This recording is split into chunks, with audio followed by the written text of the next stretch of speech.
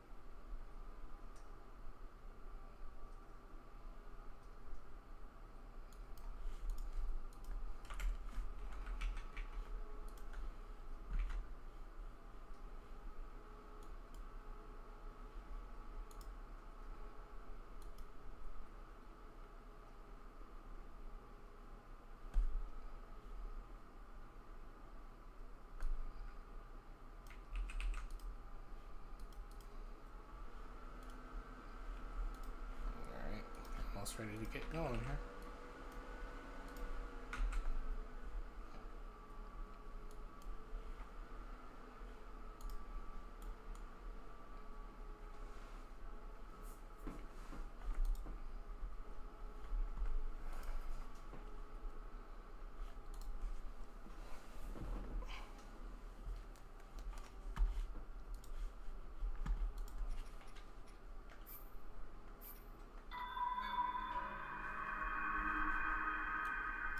Some folks in here and then we'll start talking.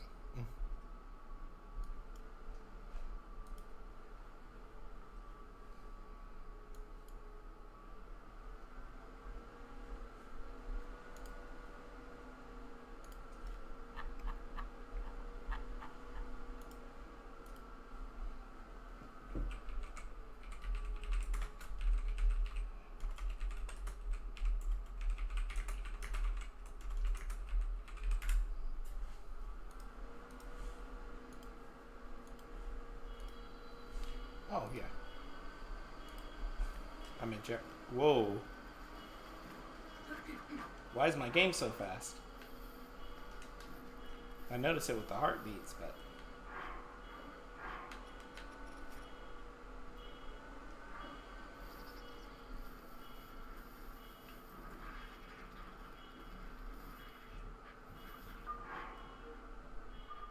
Alright, maybe I should try to fix this. I don't think I can play on 2 times speed or whatever this is. So I'll spend...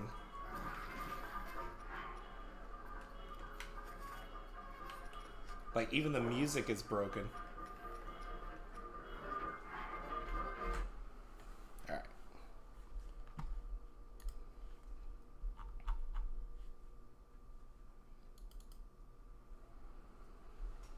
See if I load it up again, if it fixes itself.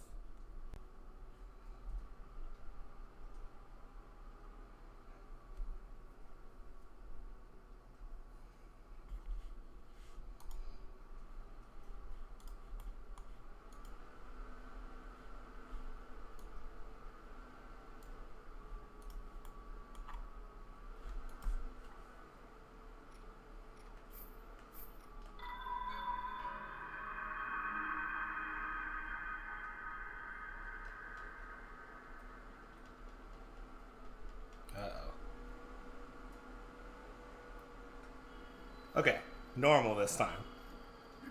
I don't know what happened the last time, but let me just set it back to this on my stream. Alright.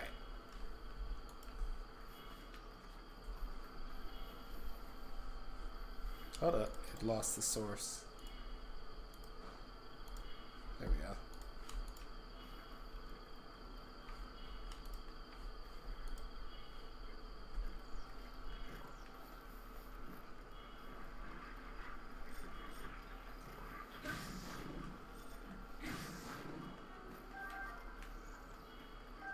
think I... Oh, I have some food.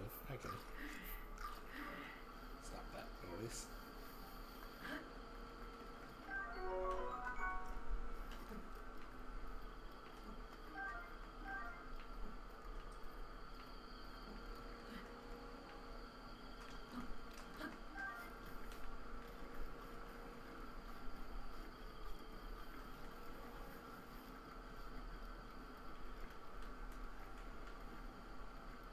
Trailer shot.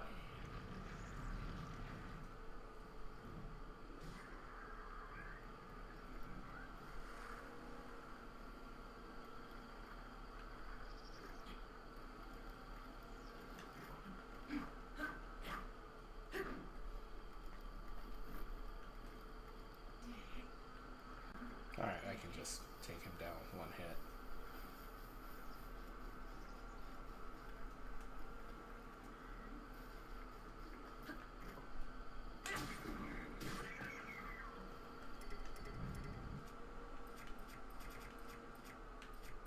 Actually, I'm pretty good on weapons.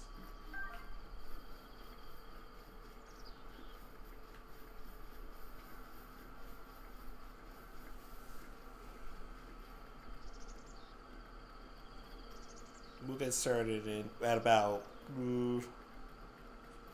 7-ish. Give people a chance to swing by and not miss the beginning where I talk about Nintendo Direct predictions instead of Zelda theories.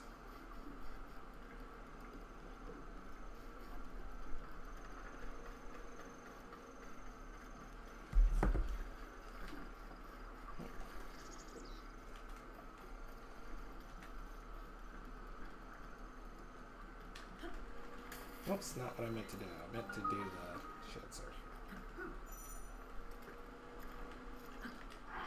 Oops.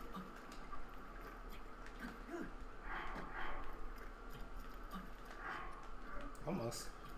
I'm definitely not a speedrunner.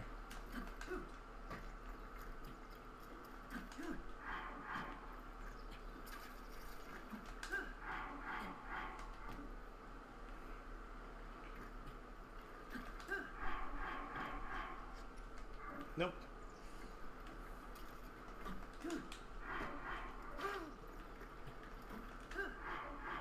One of these days I'm going to become a speedrunner. But it won't be today.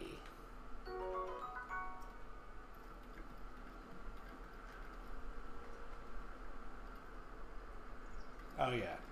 I never actually made it to the tower because I was running for my life.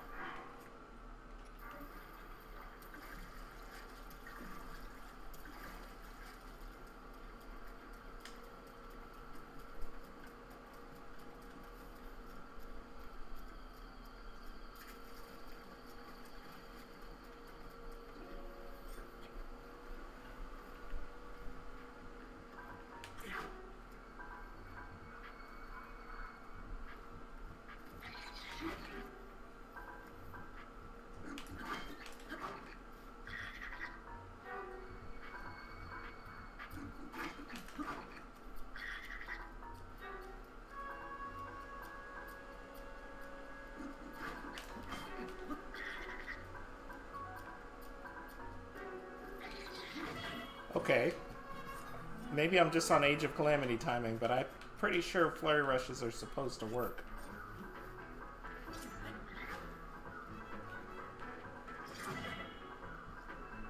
Alright, if I miss this, I'm dead.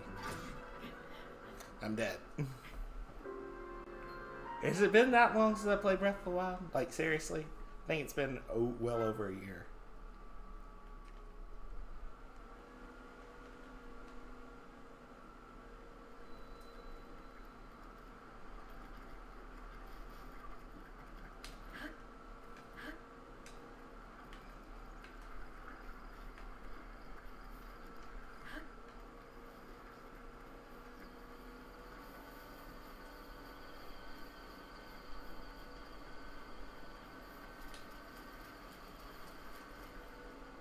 If you're in chat, let me know the audio sounds good. And yeah, I'm still using Age of Calamity controls. Nice. Same thing as last time.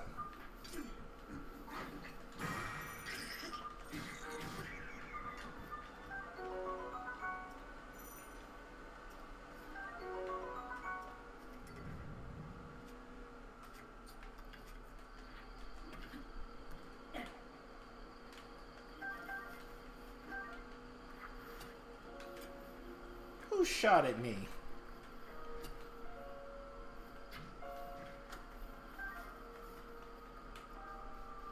Come on, where'd they go? Where'd they go?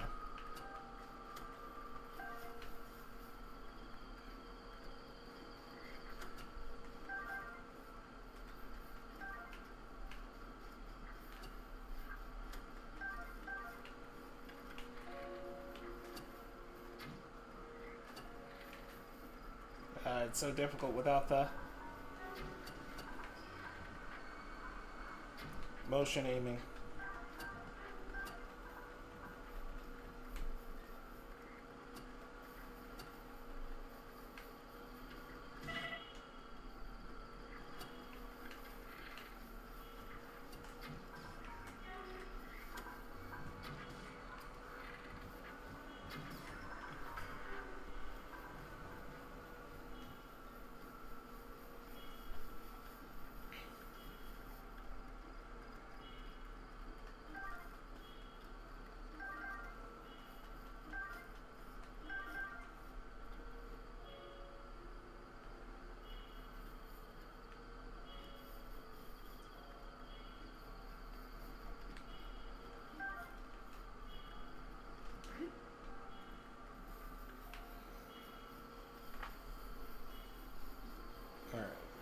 We'll start at about, I say, 7. That's a good time to start because I'll be out of this having to do things loop first.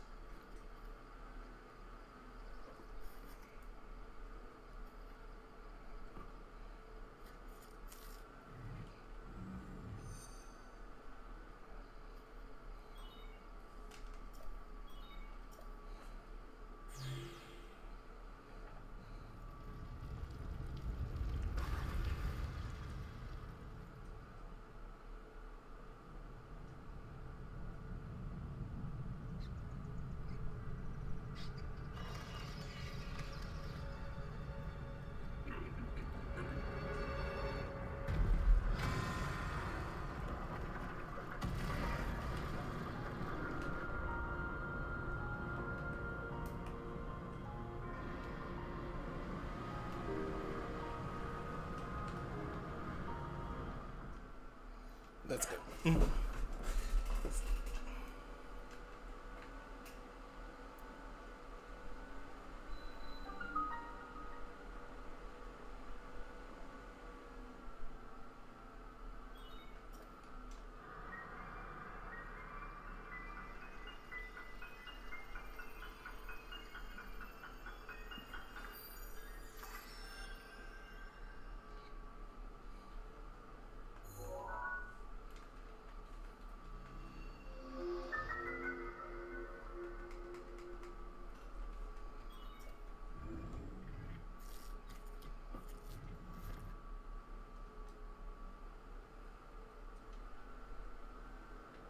We've all seen this. All right.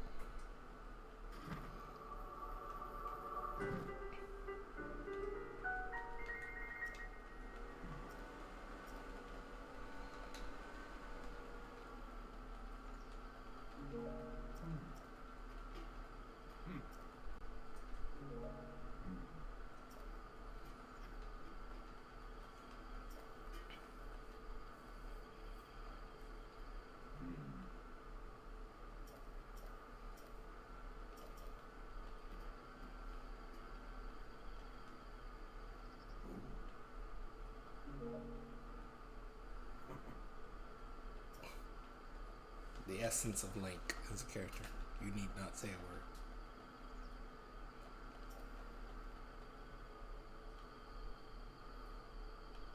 If this ends up going too slow for me,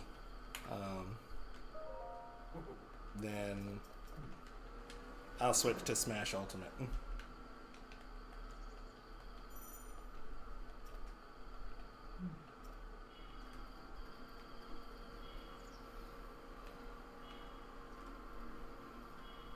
Also, I was supposed to have a trainee tunic mod from Hyrule Warriors, but the clothes are just invisible, so I am technically wearing clothes. It's just they didn't load.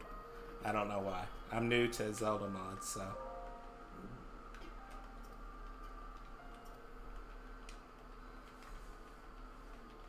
But we'll get started here in about a couple minutes and start going over the predictions.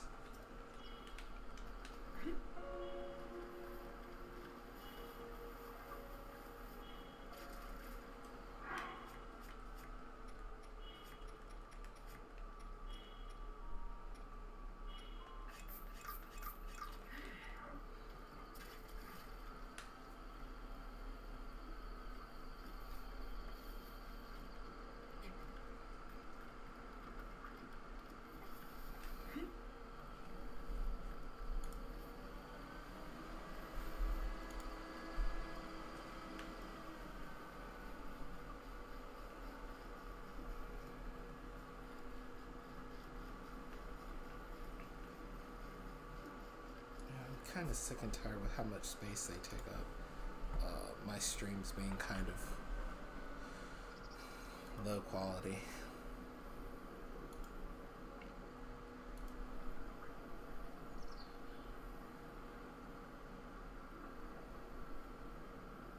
Just seeing for a second if I can fix this.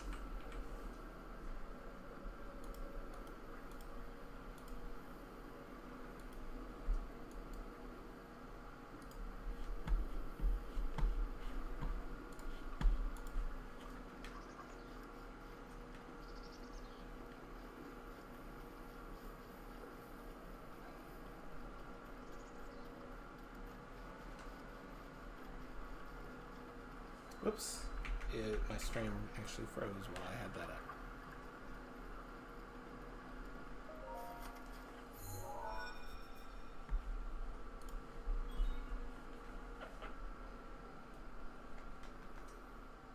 We can skip that.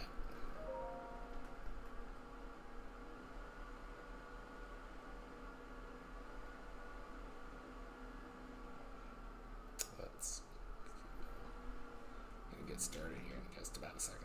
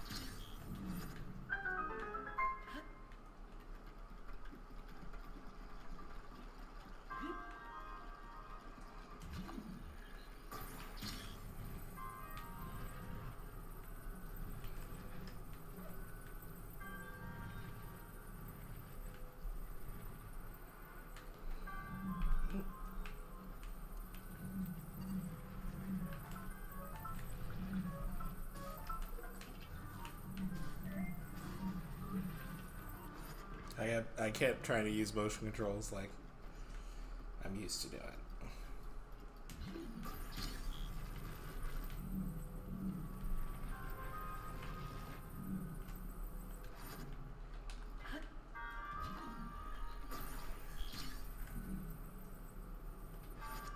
Okay, that was almost on my head.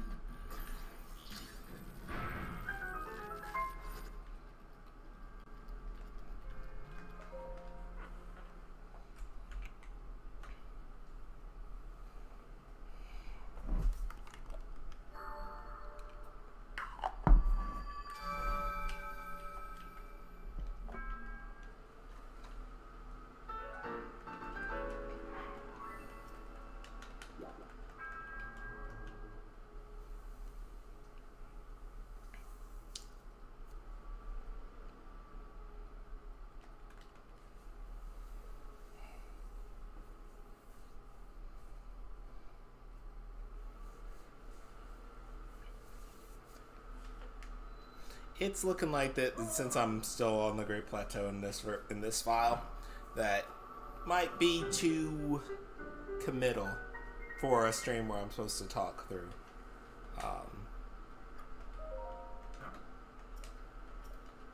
my thoughts.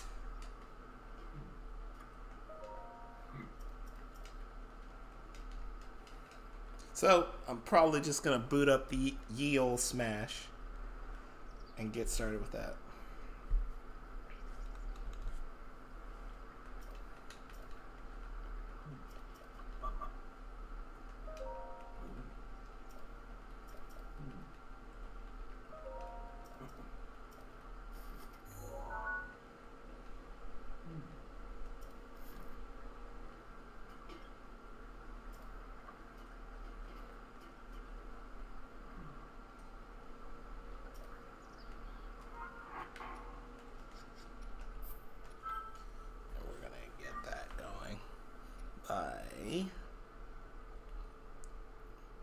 Getting a capture window open for it.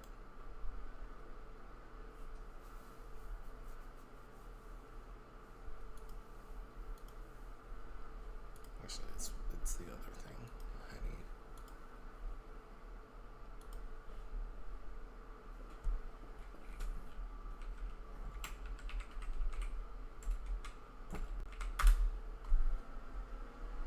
There we go.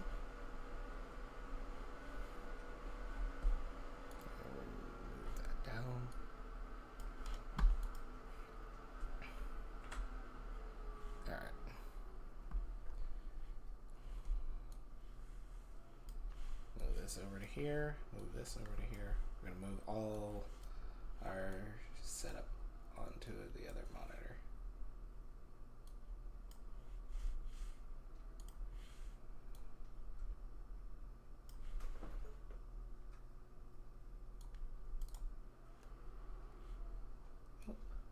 Okay, all I closed was Chrome. I thought I had closed OBS for a second.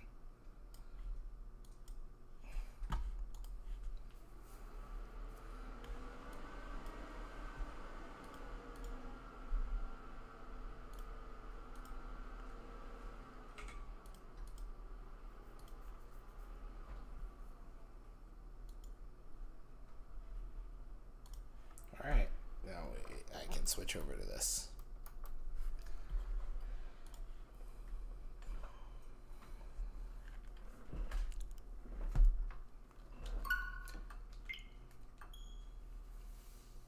I actually should probably play Breath of the Wild a lot more now in preparation for the sequel, because I'm really rusty with Breath of the Wild stuff. That was the first time I tried to actually really play it and not just go around looking for scenes or B-roll in well over a year. It was before Age of Calamity came out. I'm just gonna edit my stream info so it says Smash. Gross.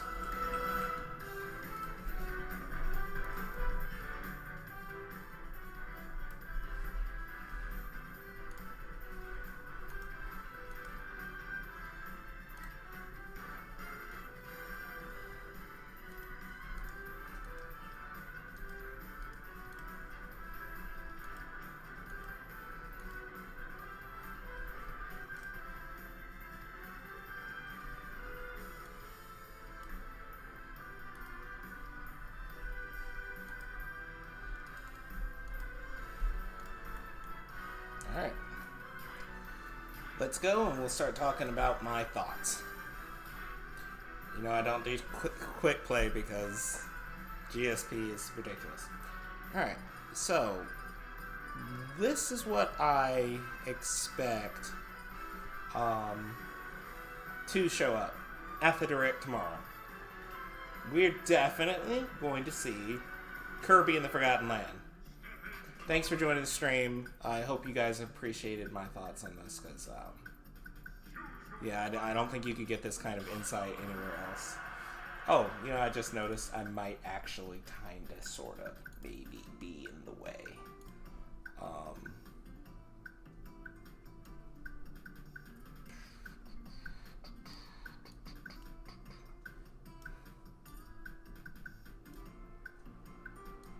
I think it'd be safest to be over here and then flip. There we go. Oh darn, I didn't get in line. Yeah, but we're going to definitely, in my opinion, see Kirby and the Forgotten Land. Then that means we're also going to see Triangle Strategy and Advance Wars. Because all that stuff is due March and in spring. I don't think Advance Wars has a release date yet. Let me check real quick. Yeah, it's just spring. So it's a release window.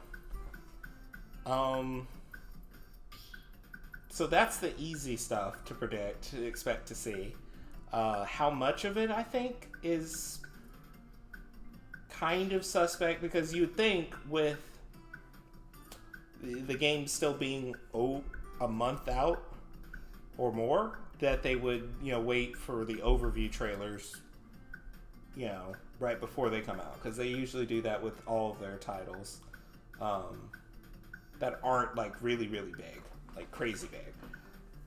So, however, they did do that with Metroid Dread with the last Direct in September, where they put out an overview trailer, and then a couple of days later, or however long later, they played the overview trailer in the Direct, like it was part of the lineup of new information. So we can't. I'm not gonna pretend like they wouldn't do both.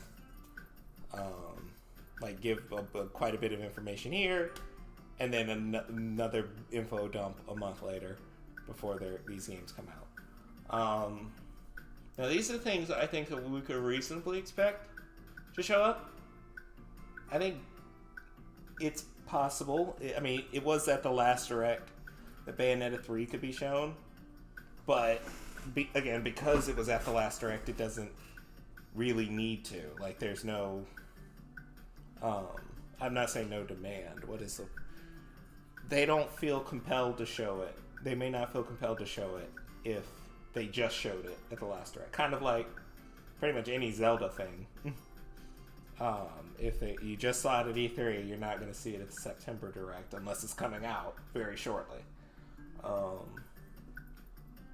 think it's also possible we could see Mario Rabbids Sparks of Hope, because I'd say it's about time to get info on that. I think, what did we learn about that? Right before E3 at Ubisoft's Summer Game Show presentation? I think that's when we learned about it. And then they showed it at Nintendo's E3. Less than we had seen from Ubisoft's presentation, but still. I think it could be reasonably about time to hear about Mario Rabbids. Splatoon 3. You have a lot of people saying Splatoon is a summer game. So it's quite likely, if it is, that this is the Direct we're going to hear about it.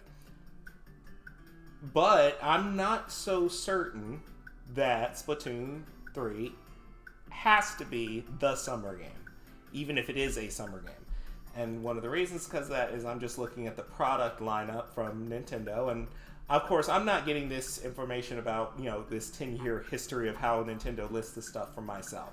I'm getting this from Nate from Nintendo Prime, where he says that for the last 10 years, the titles listed in this product lineup are in the order that they're going to come out. And for 2022, it has Pokemon Legends Arceus, Triangle Strategy, Kirby and the Forgotten Land, Advance Wars, which all makes sense, that's the lineup. Then it has Bayonetta 3, the sequel to Legend of Zelda Breath of the Wild, and then Splatoon 3. Now, some people said for the titles that didn't have proper release dates, that's just, it's reverse alphabetical.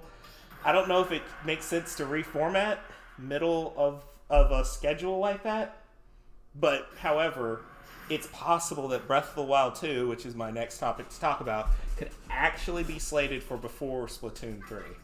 And if that is the case, what Nate from Nintendo Prime has said about that's been the order for the last decade for their launch schedule, it's been accurate, then it's entirely possible that that's what we're going to see.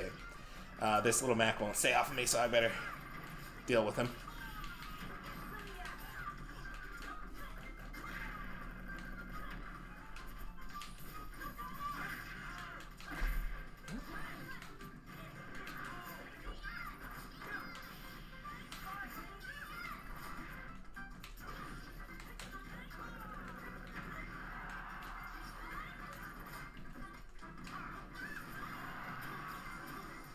Oh, is that really what you thought you were going to do?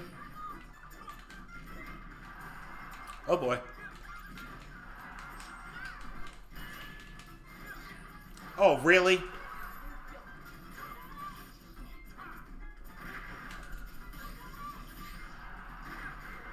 Oh boy, I went out. Oh, wait, what happened to you?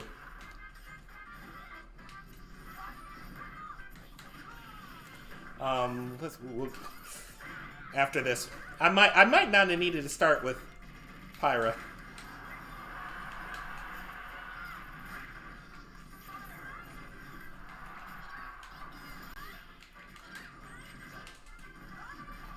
Alright, that should have killed him.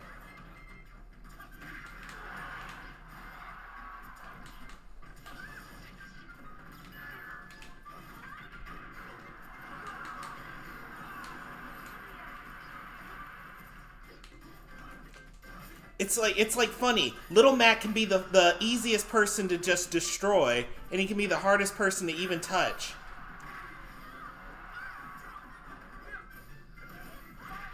Like that.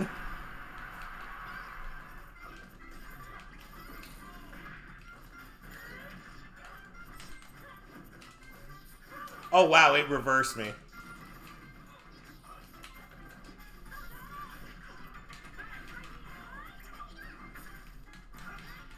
I might need to switch to Link already. My saving grace.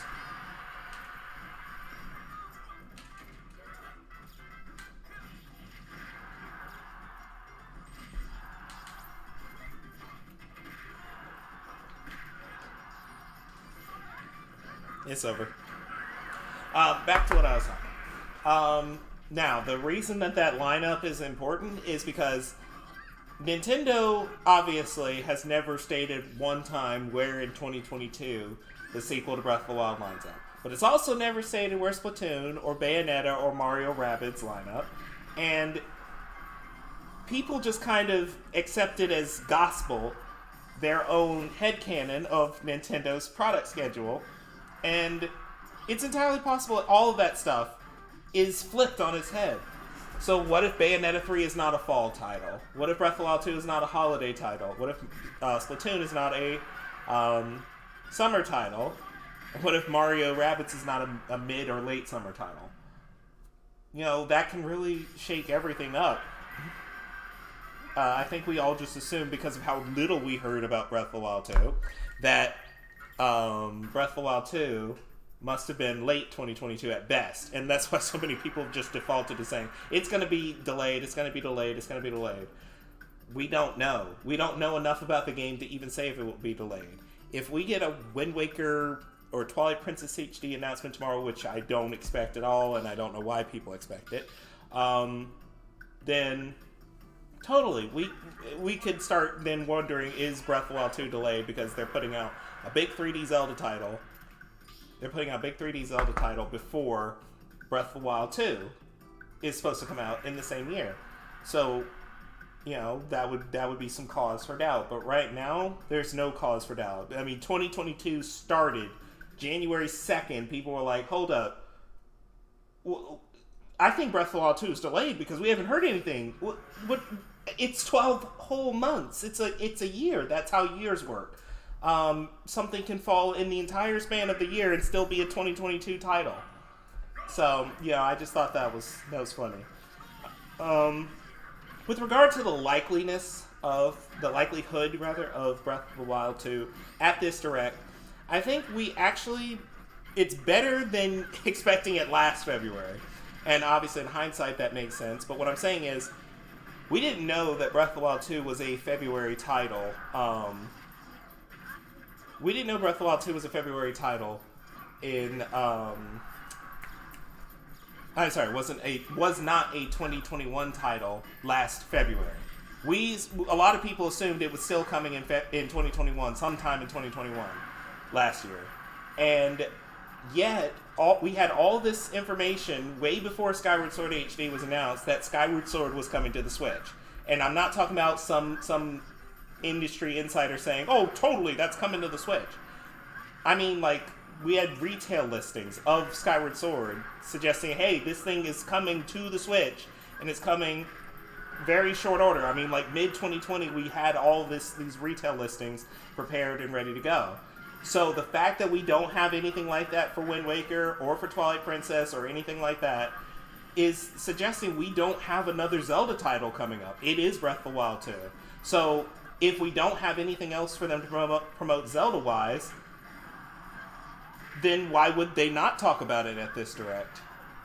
Just saving it for E3 could be the only reason, but that would at least give them a chance to acknowledge Breath of the Wild 2 in this Direct and go, you know, we don't have anything to show you guys right now, but just so you know, this year at E3, we are going to do a big Zelda presentation for this game. And I think even that would stave off some of these concerns that the game is going to get delayed. So since there doesn't seem to be any reasonable information or evidence that any other Zelda games are coming to the Switch besides, you know, Majora's Mask Online, I think Breath of the Wild 2 showing up is more likely than some people's, you know, pessimistic outlook of, I'm just going to keep my hopes down, that way I can be surprised if it ends up coming out. It's like, I don't know that that's actually going to... I just think that makes people lose hype for something. And, you know, de-hyping can be as dangerous as overhyping. So I understand some people are really coping with the idea of Wind Waker or Twilight Princess coming to the Switch in the immediate future. I just don't... There's none of the same evidence as there was for Skyward Sword, which indicates that there's no plans for it. Like, and even if they did, they don't announce and release Zelda games like on the same day. They're not going to do it the next month. They're going to give it like 5 months like they did with Skyward Sword and Twilight Princess when it was on the Wii U. So if that's the case, then we don't have time for that if Breath of the Wild 2 is still very clearly slated for this year. All right, at this point I have to pay attention because I don't want to get dominated again trying to, because I still have my mind on my discussion. Okay, how did I roll like that?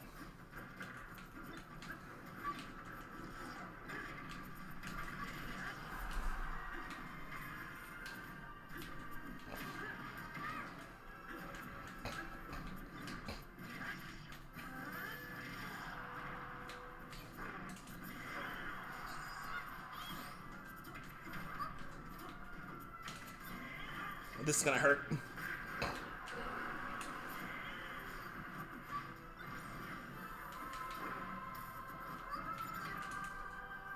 Oh wow, look at that convenient lag. I think they have something Zelda planned for tomorrow because they conveniently haven't said when Majora's... Yeah, I do think that they're going to announce Majora's Mask 3... not 3D. Majora's Mask coming to the NSO. Oh, okay, thanks, teammate, for doing a reflect at the edge of the stage. I mean, counter. Okay, but yeah, I do totally think that Majora's Mask is coming to NSO and is going to get that announcement tomorrow because honestly, it'd be the perfect time.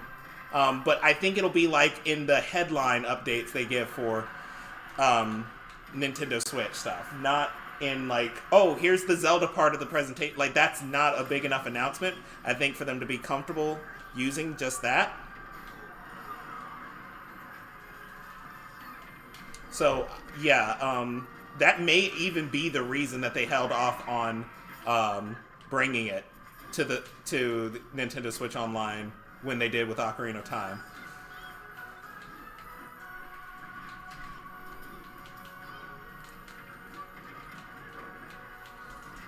Oh, I almost had him. And by the way, thanks for joining the stream. I really appreciate it.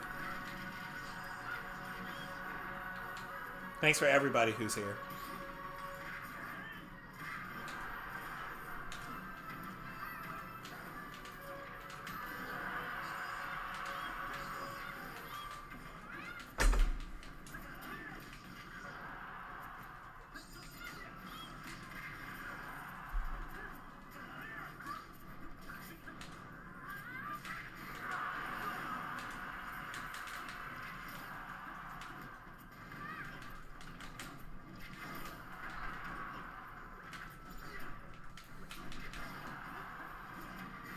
Are you serious? I mean, I should have expected it, but seriously.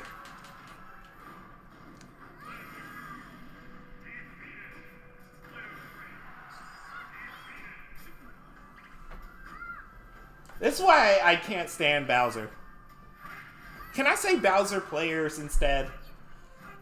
They're just so kamikaze. Like, it's okay every now and again, but that just can't be your go-to move. Am I right?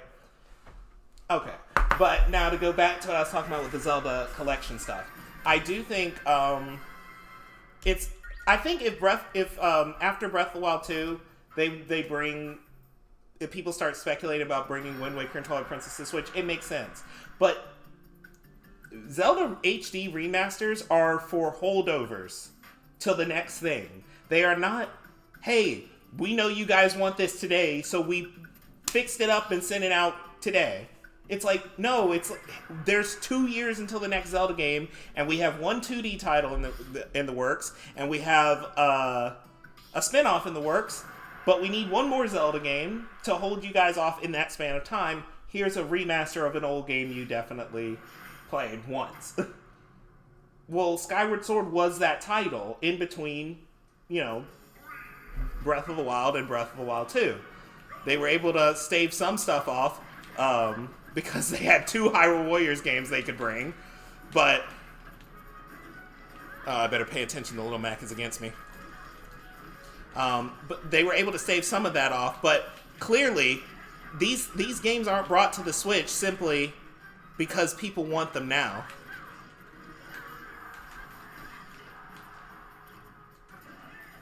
Oh, did you jump too early?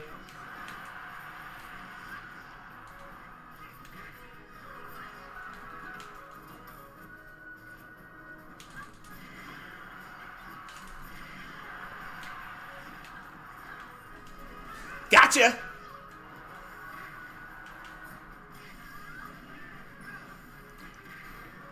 Okay, really? His 1-2 jab does that much knockback. Gotcha!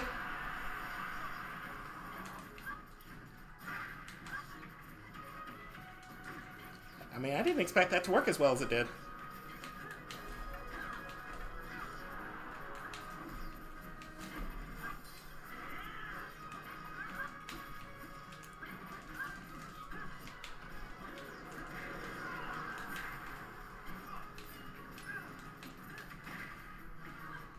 Ah, convenience lag. You guys see that?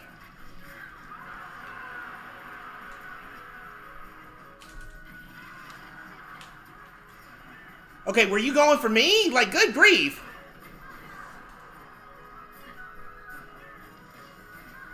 Oh, it didn't work.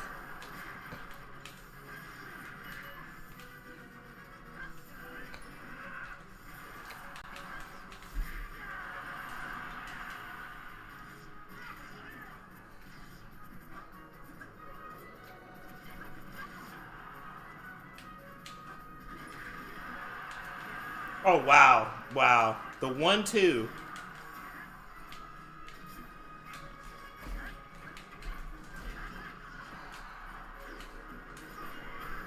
Oh, boy. I should have. Definitely.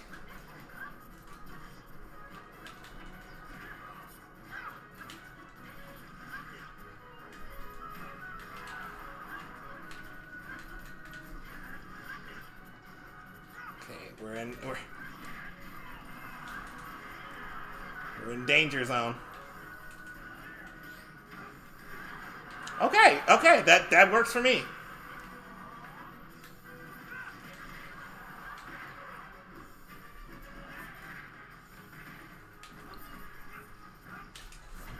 Whew.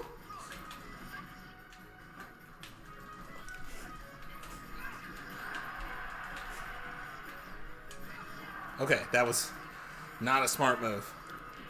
Okay, that pit totally protected me.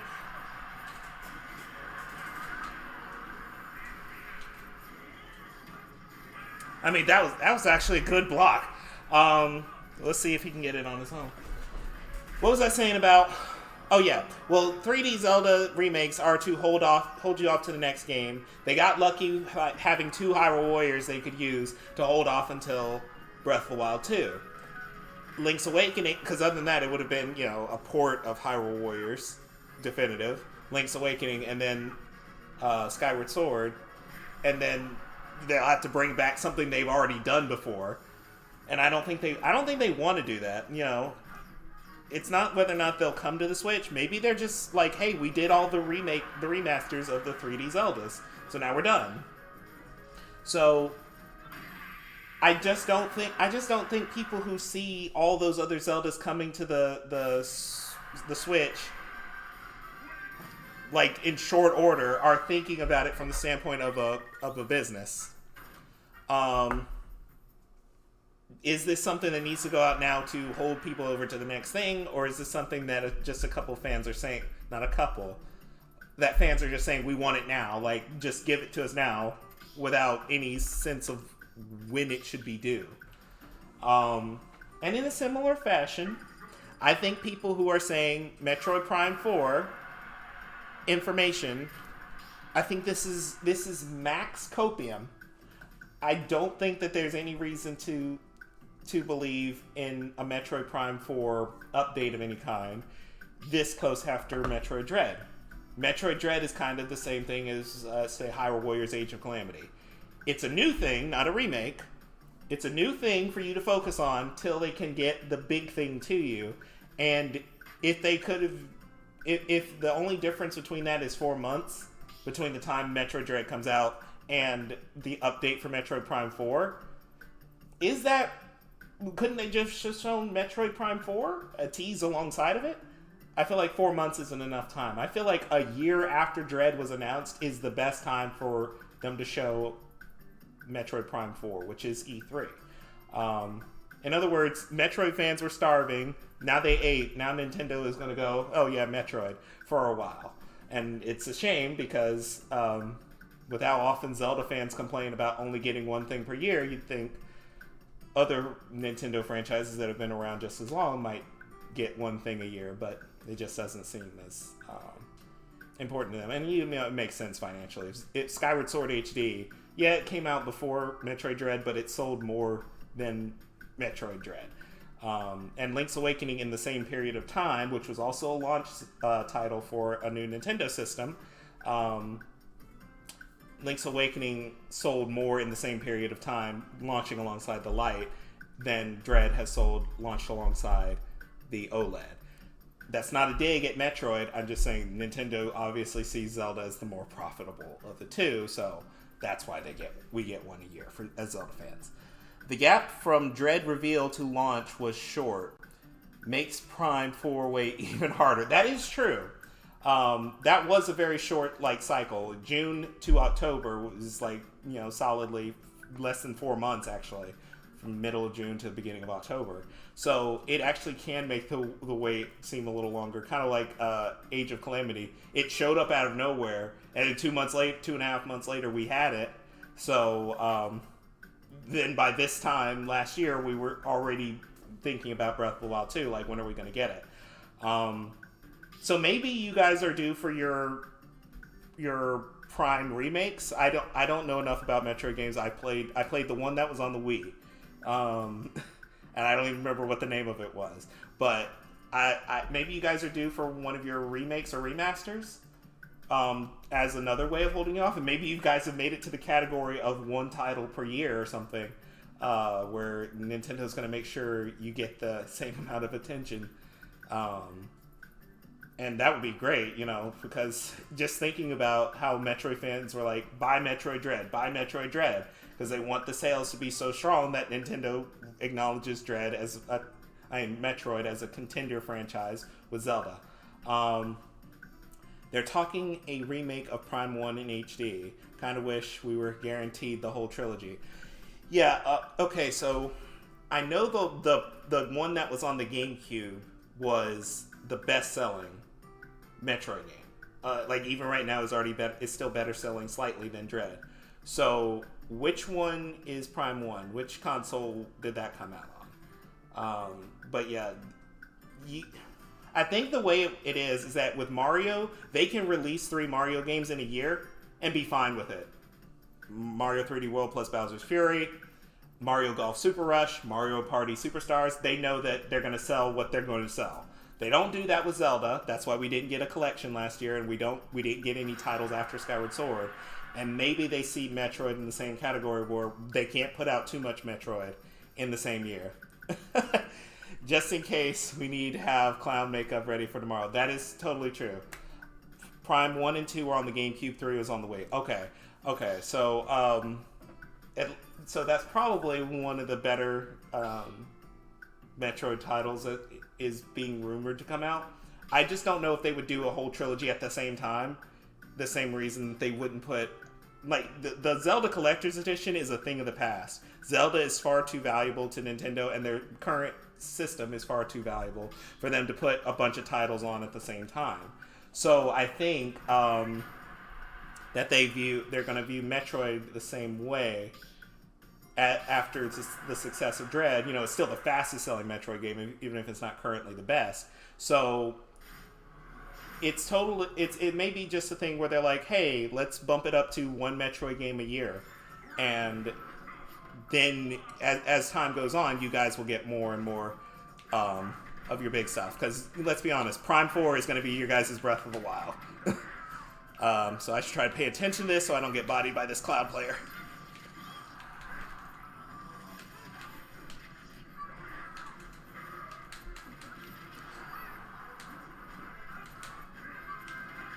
Oh boy, oh boy.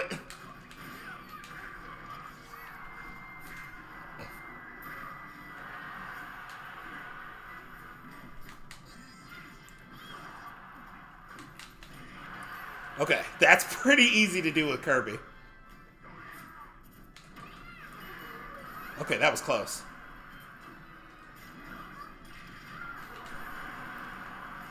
He destroyed him himself. I like the mix-up.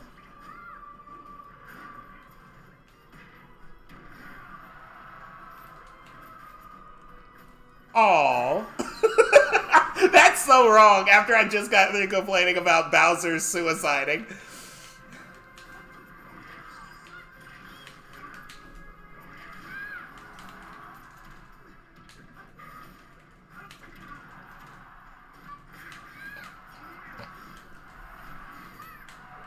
Oh! Did you see that?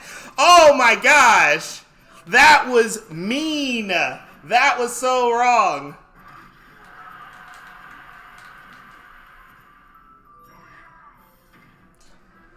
Oh, look, convenient lag again.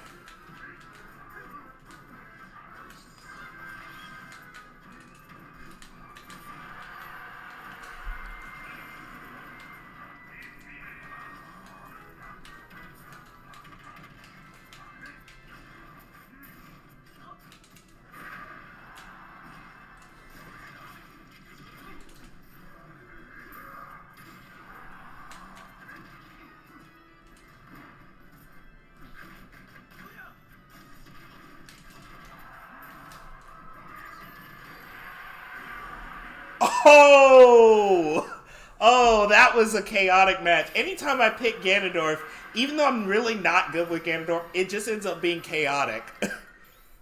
Oh my gosh.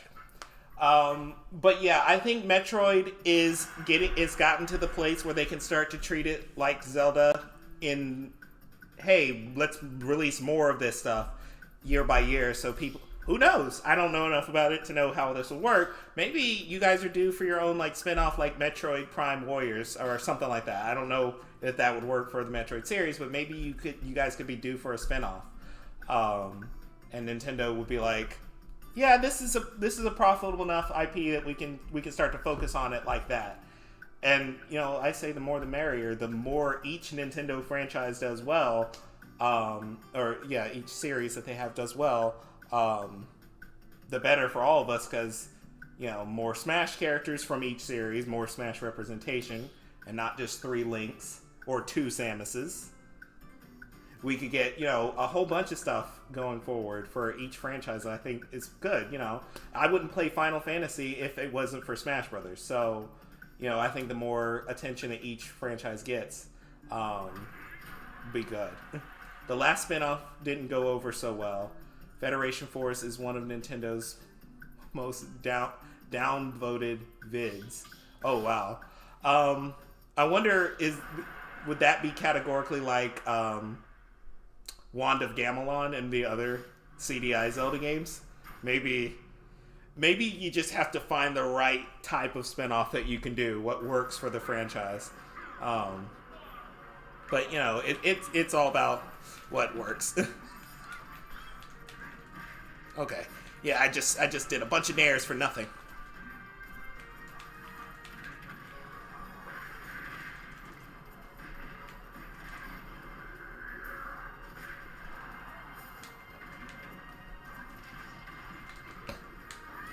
Oh, he got me, but it was in a lag spike.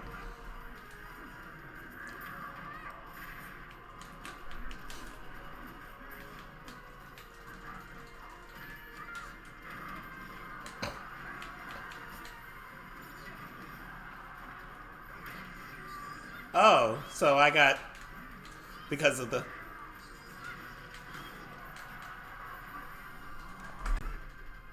Okay, so I'm not exactly sure what happened there. But I got 2 kills right after.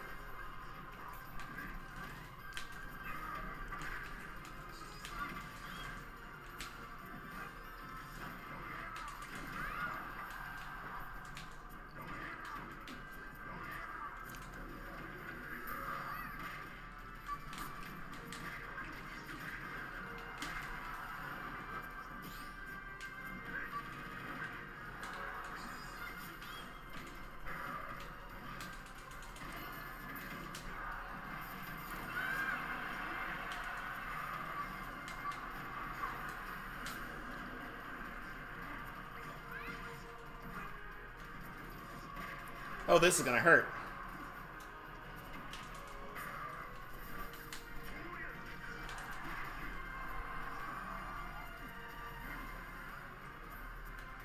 Oh! Oh! Oh! Oh, that was nice! Way to save the day, Kirby. At least we didn't go out like that.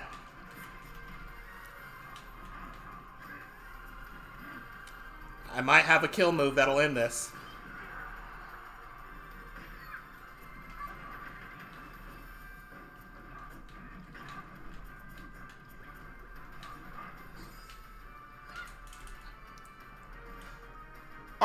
Are you serious? The lag hit right then.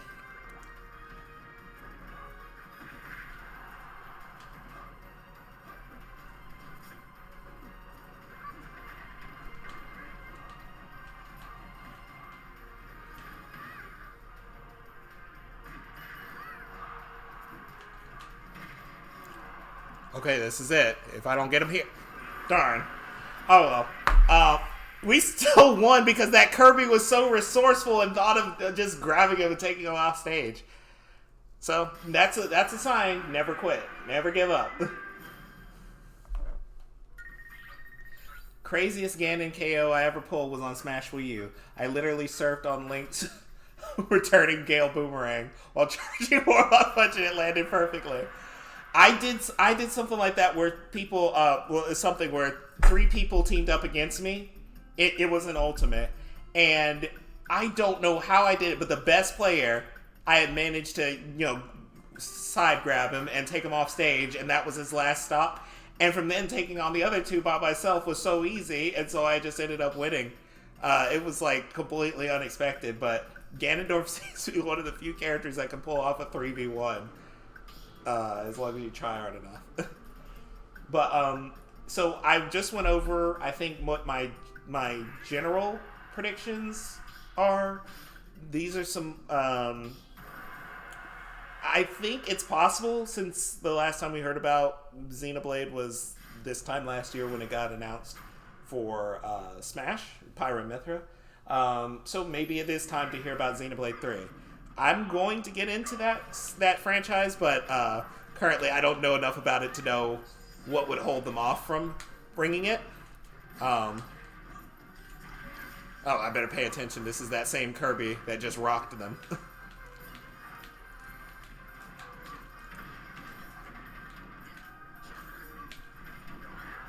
Okay, that could have been close for him.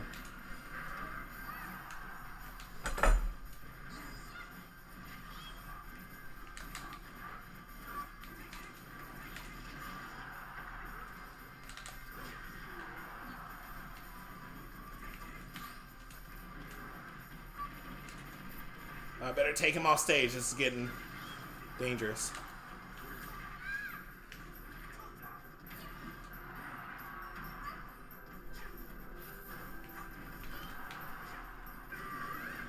Alright. Even the score a little. I said even!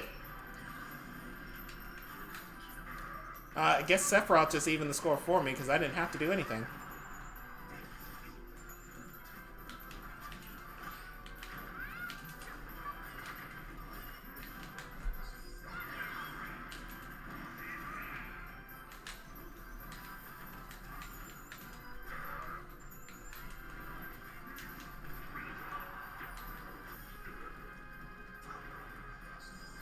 Oh well. I might need to switch from Ganon and go to like Ike or somebody. Somebody I'm more comfortable with. Yeah, I feel like I'm hearing a lot about Xenoblade 3, so I think it is about time that they reveal Xenoblade something new Xenoblade, because a year with no information in general about the characters can seem a little bit long. What did 2 sell? Was it like 2 million? So, you know, that 2 million is like their hey, it's successful enough to get more, I think. So maybe it is time for a reveal on Xenoblade 3. I'd certainly like to know more about it. Just from the fact that as a Zelda fan alone, how Monolith Soft helped with Breath of the Wild and its development. So, but I want to hear from you guys real quick before I switch to my Breath of the Wild 2 theories portion of this. What do you guys really think is like really likely, kind of likely, and it's just max copium? What do you guys think is falls under that category?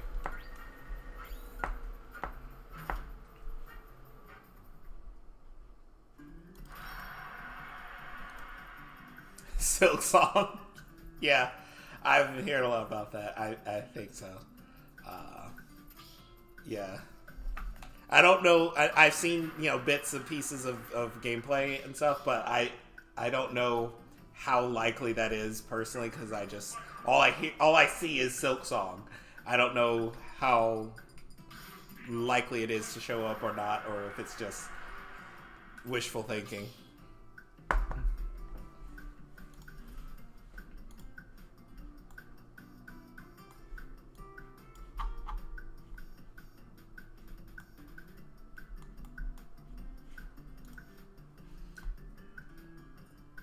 But yeah, I think it's about time to switch to the Zelda theories portion of this, which I'm really excited about, because I've mostly tweeted out my Zelda theories over, I don't know, since July.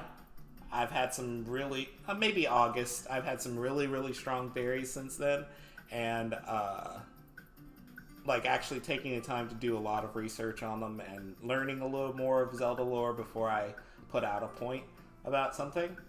So I think I'll just go through my expectations for Breath of the Wild 2. The things that I've deduced will happen, and the things that make sense to happen even if there's not that much evidence for them. So a lot of you heard my whole four swords spiel.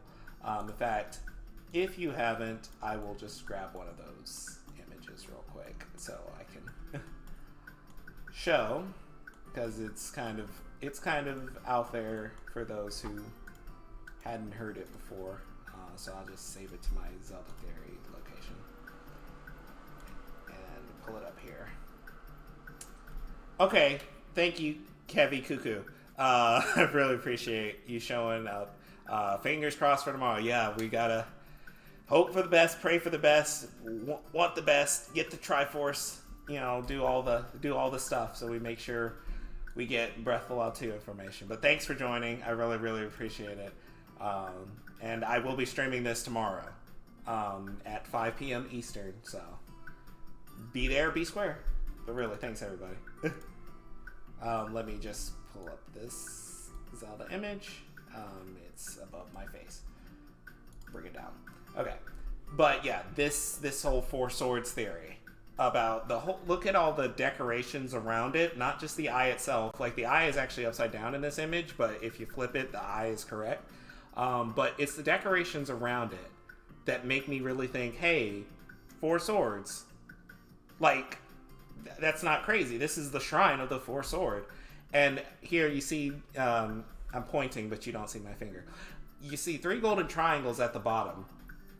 But then you see 4 brown triangles above it. Well, the 3 golden triangles, if you've played one Zelda game, is obviously Triforce, But the 4 brown triangles is what gets me. Like, if you had to collect Triforce shards, they would all be the same color, presumably.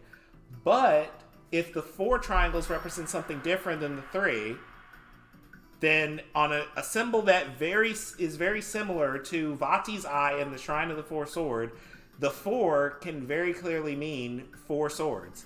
And the reason this is important is because Link loses, or seems to lose, the Master Sword in the beginning of Breath of the Wild 2's teaser. In fact, do I have that image? I probably don't.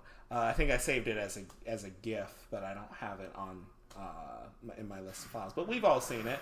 Link's arm getting attacked by Malice, and there in his hand you can see a piece of the hilt of the Master Sword. And it's like, well, where did the Master Sword go for the rest of that trailer? In fact, since I'm not in this match, I don't even have to show it. I can just make this full. But where did the Master Sword go for the rest of the trailer? According to one leak, that was the best leak for Breath of the Wild 2 I've ever seen. It said Link returns it to the forest. Now, some people took a lot of exception to that. Like, well, we saw the Master Sword get destroyed. No, we didn't. We just saw the Master Sword in his hand when his arm got attacked. We don't know what he did with the Master Sword, or if the Master Sword was still intact after that. So, while it is a little lackluster for him to just return it to the forest and nothing, like, special happens, it's not crazy that the Master Sword wouldn't be completely destroyed by the encounter. So whatever he decided to do with it, I don't know. But there is one more sword in the entire Zelda series that has shown the power to be able to fight and seal Ganon before, and that is the Sacred Four Sword. So I don't think any of these decorations that we're seeing on this shield are by accident. And one reason I think this shield is more important than a lot of people have given it credit for, he's using the Traveler Sword. You can see bits of the sword behind it, but if you look at all the other shots, he has the Traveler Sword. And when he's on the surface, he has the Traveler Sword. But when he's on the surface, he has the Traveler's Shield, and when he's in the sky, he has this shield. Now, why? Like, seriously, why not just have the Traveler's Sword and Shield in both cases? Because they're trying, nothing in a Zelda trailer is by accident. They want us to notice everything in front of our faces.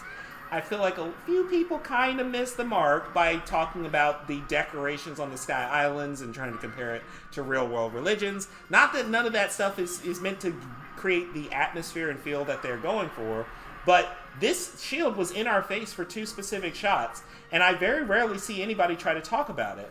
And I just think that, Mr. Fujibayashi, the current director of the Zelda series, got started by making 4 Swords when he worked at Capcom. And then 4 Swords Adventures, then Minish Cap. And after that, he was brought on to the Zelda team, and he became the director when Skyward Sword was in production. So the idea that he would reference his earlier titles is not crazy to me, and it shouldn't seem crazy to anybody else. But I really think that this shield is far more important than people have given it credit for. In fact, the Sky Islands that you can see throughout Breath of the Wild 2's second trailer actually don't look that much like Skyward Sword Sky Islands. They look a little bit like the Palace of Winds from 4 Swords and Minish Cap. I can't remember, but was there any correlation between the Twilight and the Sheikah? I remember the eye on Midna's mask reminded me of this eye, and now Link's new arm is giving me Twilight vibes. There is a correlation between the Sheikah and the Twilight in that the Fused Shadow has like both. It has a Sheikah eye on the back, and on the front it has like a Majora's Mask kind of eye, like it fits with Majora's Mask, making people think that it was also made by the Sheikah. The Twilight. The only reason I'm completely skeptical about the Twilight ever showing up again is, first, I think there would be a little more evidence than the Green Cutler. I think there would actually be like a Twilight part of the game shown, because the Green Cutler kind of shows up in Wind Waker with the Tower of Gods, but the voices sound similar, but it's a distorted voice, so it can kind of be like Fi speaking in reverse and all that stuff, but. There are similarities between that stuff, and I think it is in a way designed to invoke the same vibes. And I mean, heck, Ganondorf's neck snaps in the first trailer, so that could be a tie into something from Twilight Princess with Zant. But I'm just the Mirror of Twilight was broken, and I don't know if they would unbreak it for that. I mean, but heck, they said Fi would sleep in the Master Sword forever, and literally the next 3D Zelda, she was awake talking to people, even if she wasn't in physical form. So. You never know what's going to come back, but we'll see. But regarding the similarity of this eye and that eye, this eye is a little... There's something about Zelda.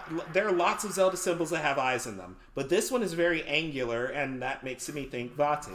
Whereas the Sheikah eye is much more rounded in shape in a lot of ways, and it's basically looked the same since Skyward Sword.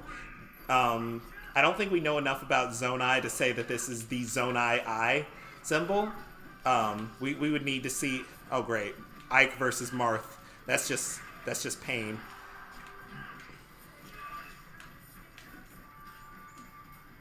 Oh, wow, you grabbed me.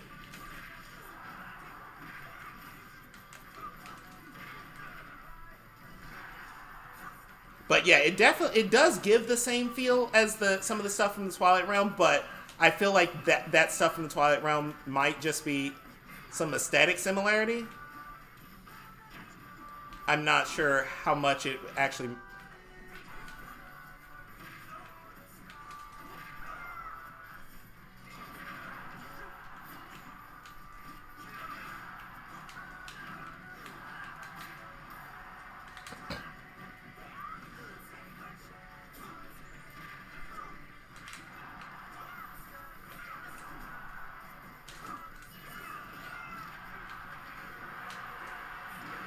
Oh no!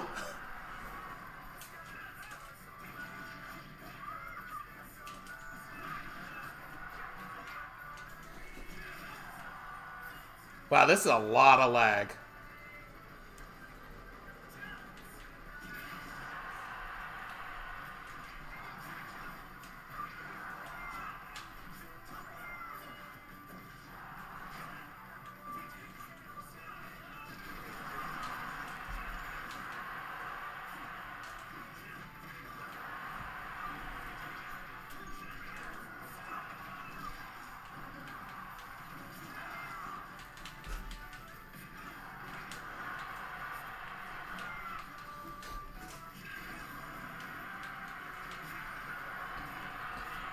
Woo!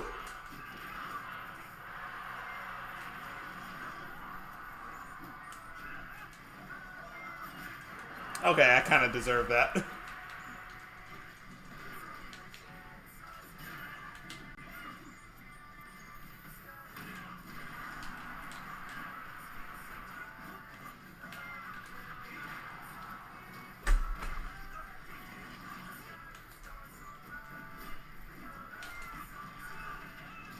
That's the best thing about Ike, the super armor of Ether.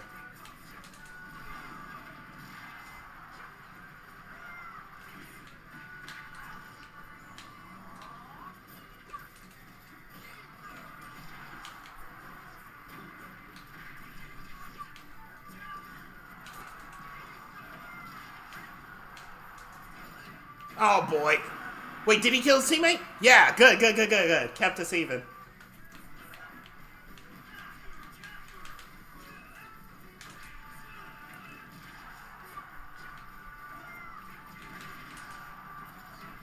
Okay, why did I...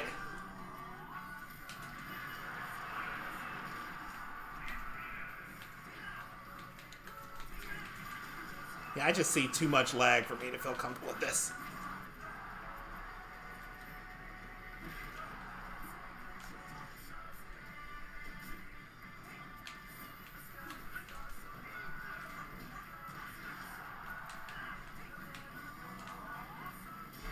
Yeah, I tried to do down B, but the input lag is kind of atrocious. Okay. Where was I? Oh, so far, Breath of the Wild 2's trailer seemed to be bringing in a ton of elements from previous entries, which makes sense given it's the end of the timeline. That is true. That's actually kind of one of my last points about my Zelda theory talk. But I wanted to go over a little bit more of the Four Sword with the Master Sword. If you look at it in past Zelda games, if it was in the first title, it's not in that title's sequel, that immediate sequel. So I'm not talking about like A Link to the Past between A Link Between Worlds, like that time span. I'm talking about like Link to the Past, Link's Awakening. Master Sword in the first game, no Master Sword in the second game. Ocarina of Time, Majora's Mask. First game, Master Sword, second game, no Master Sword. Wind Waker, Phantom Hourglass, same deal. Breath of the Wild, I think, even though the Master Sword is optional in that game, they're trying to, it is still a part of the game's story, and it is Link's weapon of choice in the game's title. I think in Breath of the Wild 2, they're just simply trying to give Link something else to use, which makes sense because they've done it in the past. And I think it might explain why Sky Link looks so different, because he may not be a different Link in like, oh, he's not the same person, but he may just be a copy from the Four Sword itself. And I did see one leak, which was crazy. It was just a couple months ago on Reddit. I can't find it now, but because it's been some time. But it did say that Link has an ability to copy himself 3 times into 4 copies. And I was like, that's kind of crazy that unless the person saw my theory, that someone brought that up. Not saying that all these leaks are like true. Just take everything with a grain of salt. Maybe somebody did see that theory. But this is something I think that has more of a chance of being in Breath of the Wild 2 than the Four Sword theory. And tied into the Four Sword theory is Vati returning, as one of the villains. Frankly, he is from a sky island, so the Picori are from the sky, so it would also make sense if he returned. But the Dark World is more likely, of all of the theories that I've proposed, it's the most likely one to be in the game. So, I don't know if anybody's taken the time to look at the shot where Link is falling through the sky in the Breath of the Wild 2 teaser. If you contrast the image, you can actually see approximately where he is above the Breath of the Wild map. He's near May Branch, which is not that far from Hyrule Castle.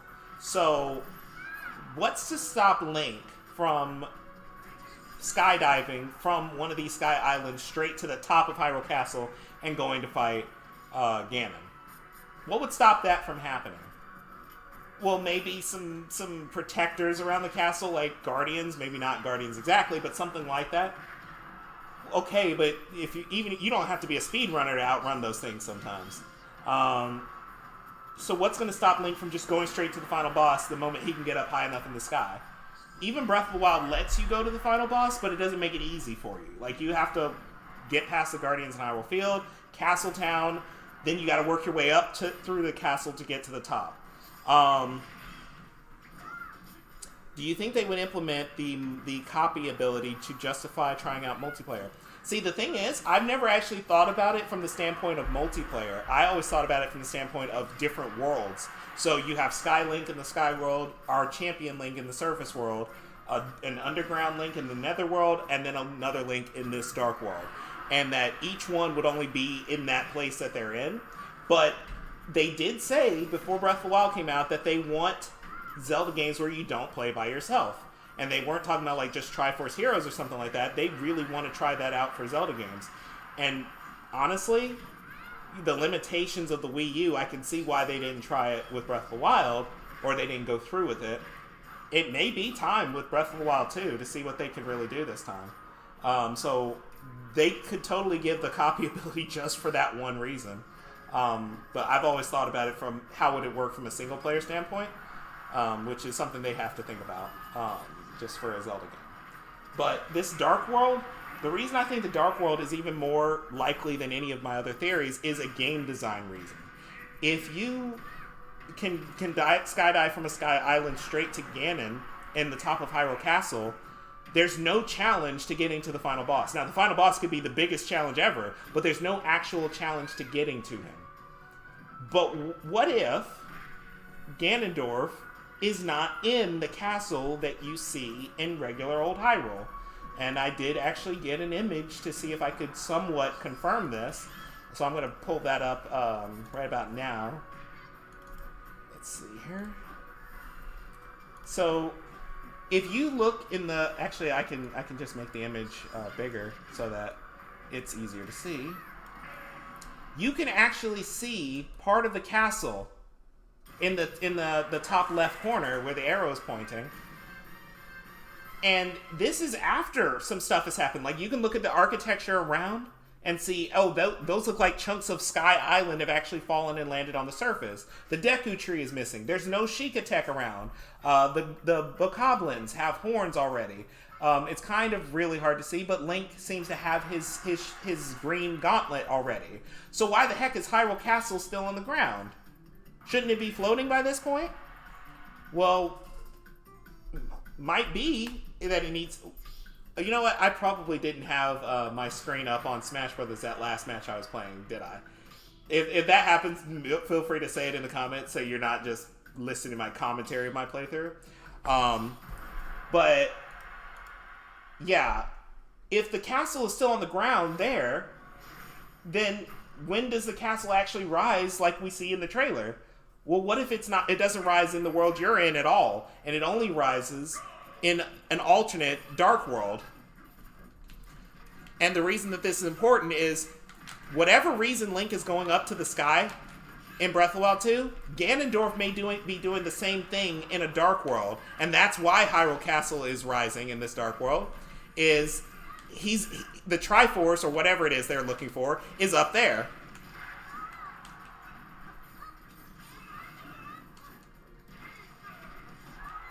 Better pay attention, NES players.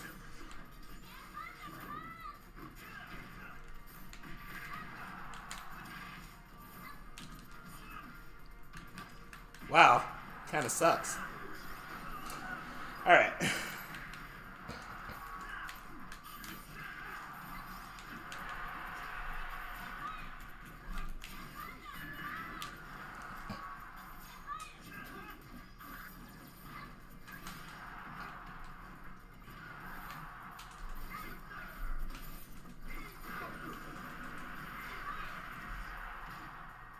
How did he get out of the loop?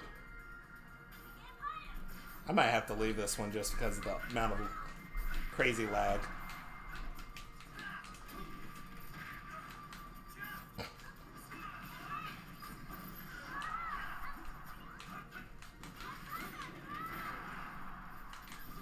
I do so poorly with Battlefield stages.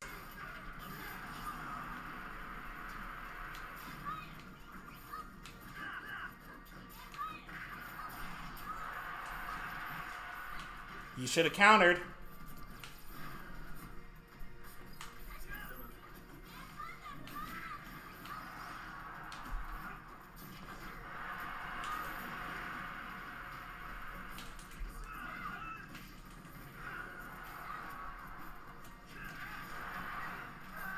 All right. That was fun.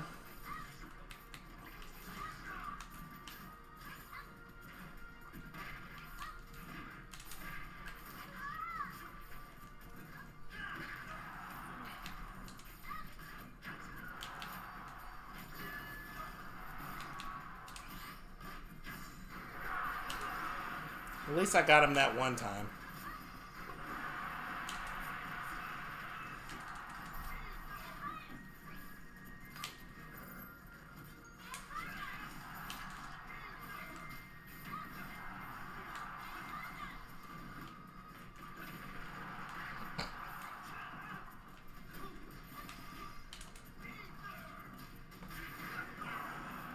Oh well. Yeah, I'm kind of spent on this server and the convenient lag that happens whenever you go to fight somebody. All right. I was talking about the Dark World. All right. Now, what if Ganondorf is in the same predicament as you, of trying to get up to the sky, but he can't get up there through the light world, or he can't even get out of the light world. So his solution was, hey, I'm gonna make the Dark World, or I'm gonna use the Dark World's castle and raise it up to the sky. Now, if you've actually played, I don't think you can even, like, unless you're like a speedrunner, you use like wind bombing or something. I don't think you can glide from any mountain in Breath of the Wild and reach the top of Hyrule Castle. So now that it's floating up in the air, even if it's not that high up, you will not be able to just jump down from something and glide or skydive your way to Hyrule Castle. In which case, you're going to have a heck of a time getting up there in this Dark World. In fact, I can probably bring up that image too, just so we're all on the same page. Oh, do I not even have an image of Hyrule Castle when it's floating? All right, whatever. We've all seen the end of the trailer where Hyrule Castle is floating, and what I'm suggesting is that while it's floating up there, it's not that high up, but it doesn't matter that it's not that high up by comparison, because you won't be able to jump down off of something and just get on top of the castle there. Essentially, it's the your princess is in another castle thing. It doesn't matter if you can jump down to the Light World's Hyrule Castle because it's empty. But Zelda's being held in the Dark World's Hyrule Castle, which would be the first time the Dark World had a Hyrule Castle. And that's why, like, it solves a gameplay issue. So it's not just a rumor based on some desire to see the Dark World. It's more of, hey, how would you get around this game design issue with keeping people from going straight to the final boss very easily? We'll put it in a different world where it's not as easily accessible. I've seen rumors about the Great Plateau being what Skyloft used to be, and that's where Demise was sealed. And now that the castle is rising up, it makes more sense that that's the location he was sealed, right? Might be completely wrong. Feel free to correct me. I don't know if the Great Plateau is Skyward Sword, like Skyloft. The actual shape does match Skyloft pretty well, but it also kind of matches Ocarina of Time's map, and it's essentially, I think the similarities might just be Easter eggs to make it seem similar. Like the Great Plateau is called the birthplace for the Kingdom of Hyrule, so that makes some people think Skyloft. It makes other people think the early Minish Cap Kingdom, and then some. It's got a lot of, like, the Temple of Time and everything is very Ocarina of Time-esque. Even the map size is the same as Ocarina of Time's map. So it may not be any of them, but there is something to the idea that Ganondorf might actually be under the Great Plateau rather than under Hyrule Castle, and it's because the spire that's above him in his ceiling room is kind of similar to the shape that's above Link in the Shrine of Resurrection. And so what if that was the parallel? Now, I think it is still more likely that he's directly under Hyrule Castle, just because that's all we can tell right now. But who knows how far this underground expands to. And in fact, I saw a leak, it was from way back in 2019, that when Link and Zelda actually find Ganondorf's body, they're not even necessarily just underground, that they're in the Sacred Realm, which would lend more credence to what I said about the Dark World. What if this underground area is just the doorway into the Dark World? And so when Zelda falls down the pit, she's actually not falling to an endless pit or to the bottom of a well where she dies. She's falling into an actual another realm. I think that would make sense, and actually a couple of leaks have said that. We'll have to wait and see if they're all true. But I think the Dark World is simply the most likely theory that I've had to come true. I had this one theory for a long time, but I'm starting to let go of it for some aesthetic reasons, that Demise will return. Now, obviously, I'm a big Skyward Sword fan, and I've always been partial to the idea of Demise returning in some game in the future. But I kind of don't think he will this time around. And let me see. Do I have a Ganondorf GIF that I can... I might not. Let me just find one real quick. Yeah, the one with the fingernails. With Ganondorf's fingernails. This is kind of the shot that convinced me that whatever they're doing with I'm actually gonna sit this match out for a second. Because I needed to switch my character anyway and I forgot. But this is the shot that kind of convinced me once I went back and took a look at things that we don't really need Demise in this title, and I don't mean that in a Ganondorf is enough. I mean, if you look at Ganondorf's design in this title, it's very little like Ganondorf in past titles. Okay, we've seen Ganondorf with kind of long hair before, but never this long. We've seen Ganondorf usually wear armor, but in Breath of the Wild 2, he's wearing kind of like a cloak and a piece of a toga, which, Demise didn't wear a toga, but he did wear a cloak, and that makes me think a little bit like his aesthetic design is meant to resemble Demise. And then his fingernails, they're not even like fingernails, they're like claws, like actual claws on his hands. And that made me think, are they trying to demise Ganondorf and just make him seem more like Demise? Like, maybe this Ganondorf isn't really so much Ocarina of Time's Ganondorf, and it may not even make that many references other than, Easter eggs to Ocarina of Time. What if he's like a brand new incarnation of Ganondorf, and he's got no memory of Ocarina of Time's events, or if it's been so long since that stuff happened that it doesn't matter to him, and that essentially the same way that Demise doesn't have a name, his actual name is Bringer of, his term is Bringer of Demise. What if this Ganondorf is just called the Bringer of Calamity or something like that? That in essence, his role in this game is the same as Demise. He is a great destructive evil or destructive force. I think that they went with a more primitive, barbaric looking design because they wanted to invoke the same feel Demise gave. Demise has long black claws, he has long hair regardless of whether or not it's on fire, and he dresses in a very primitive manner. So I feel like they did that with Ganondorf so that they could get the best of both worlds. They tried this with Hyrule Warriors, but they only ended up giving him like sharp tip gauntlets rather than actual claws on his hands. And I think this is like the full attempt to push him in Breath of the Wild. I definitely thought that with his raw form in Breath of the Wild. Yeah, that they were attempting to make that Demise feel. That's why the Malice is a flame in Breath of the Wild. And even in Age of Calamity, Calamity Ganon's form has Malice hair on Malice fire. It's not actual fire, but it's a flame with Malice. And I think it's because they're trying to go with that much more primitive and barbaric look that Demise gave. And with all the other aesthetic references to Skyward Sword, I would not be surprised for Ganondorf to take on a Demise-like role in this title. Now, there is some confusion about what Demise does in the series. Some people think he's possessing Ganondorf against his will. That's not what it is. Ganondorf is to Demise what Breath of the Wild Link is to Skyward Sword Link. An incarnation of the same role. You literally just filling their shoes in time. So Ganondorf cannot be freed from a curse because at best, he is the curse, not under it. So he's not being used against his will to do Demise's bidding. He's the essence of Demise's bidding. So you can't free him from himself. He is who he is. He's just as evil as Demise, and maybe even after all this time and with the Triforce and all, he's more powerful. So there's nothing to free him from. So I was really leaning towards Demise returning in some role, but I'm kind of starting to see this Ganondorf as a new entity that is like a blend of Ganondorf and Demise. Somebody I still would like to see return is Aster from Age of Calamity. I feel like I don't think like some people that he was underused in Age of Calamity. I think we got as much information on him as we typically do on Zelda villains that aren't recurring.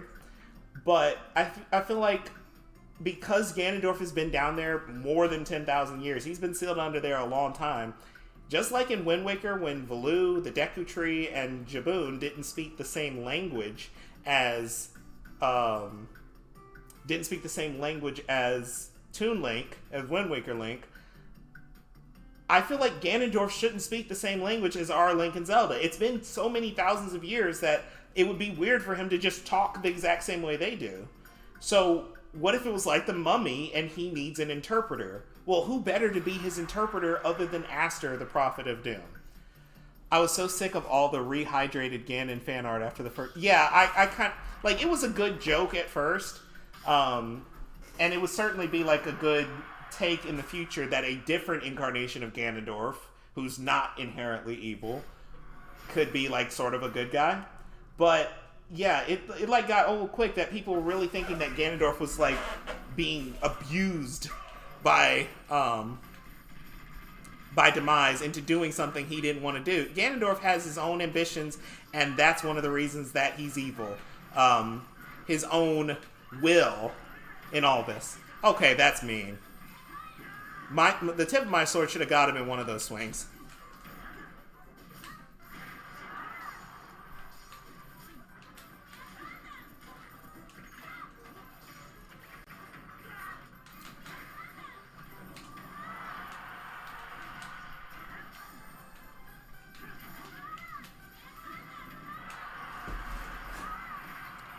Yeah, I just can't stand playing against Little Mac. It's just too much. Like, maybe I just need to try gimping them more.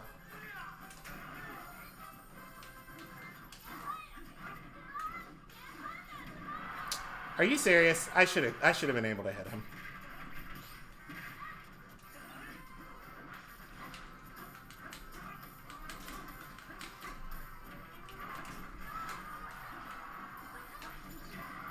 What?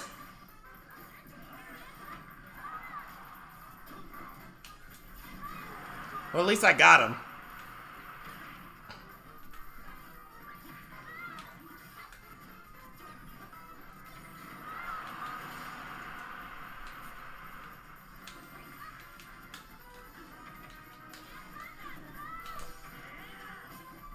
This is gonna hurt.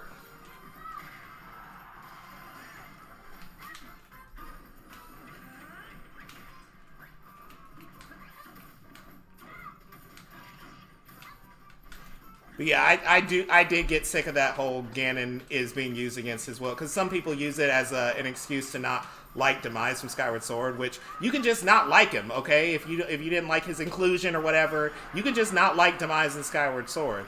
But pretending like it ruins Ganondorf's story to have another evil being before him, it doesn't.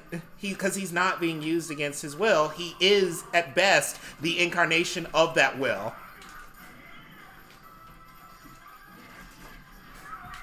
All right, I got him.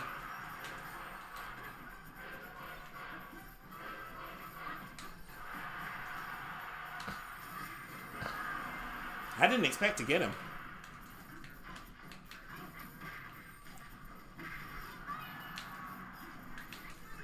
Oh, did you miss? Did you miss? I told you, convenient lag. Always convenient lag. Oh, I'm salty. Yeah, don't. It's not even an insult. I am genuinely salty. Convenient lag.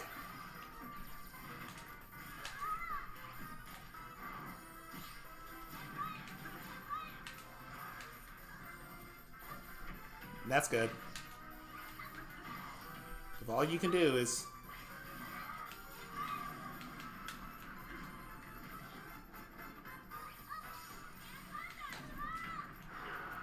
What?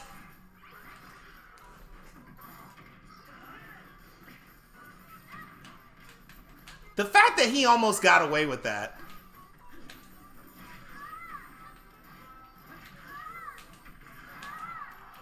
Gotta hit him with the bomb first or it won't matter.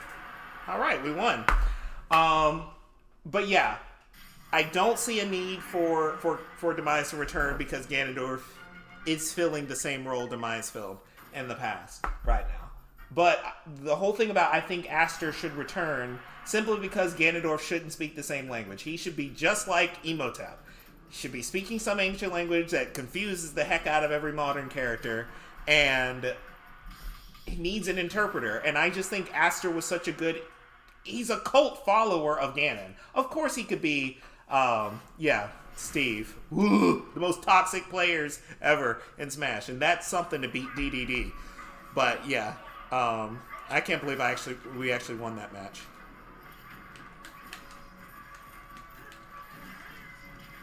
I have to be real careful with Roy players because, my gosh, they hit like a truck and at the speed of lightning. See, Link hits like a truck too, but he hits like a truck that's driven by a slug.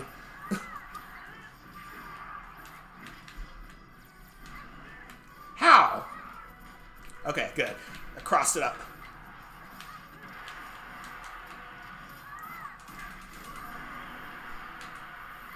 Okay, I don't know how I managed that. To confuse him that much. Oh, come on! Yeah, well, Roy is like he's my least preferred opponent among Fire Emblem characters. Like seriously, I can take pretty much anybody else better than him.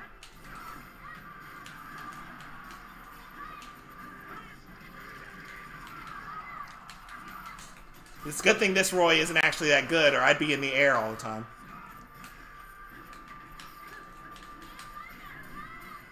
Oh my gosh, get out of the way, Ness! Oh, okay. Okay. I thought he was gonna try a forward smash or something and it wasn't gonna be sufficient.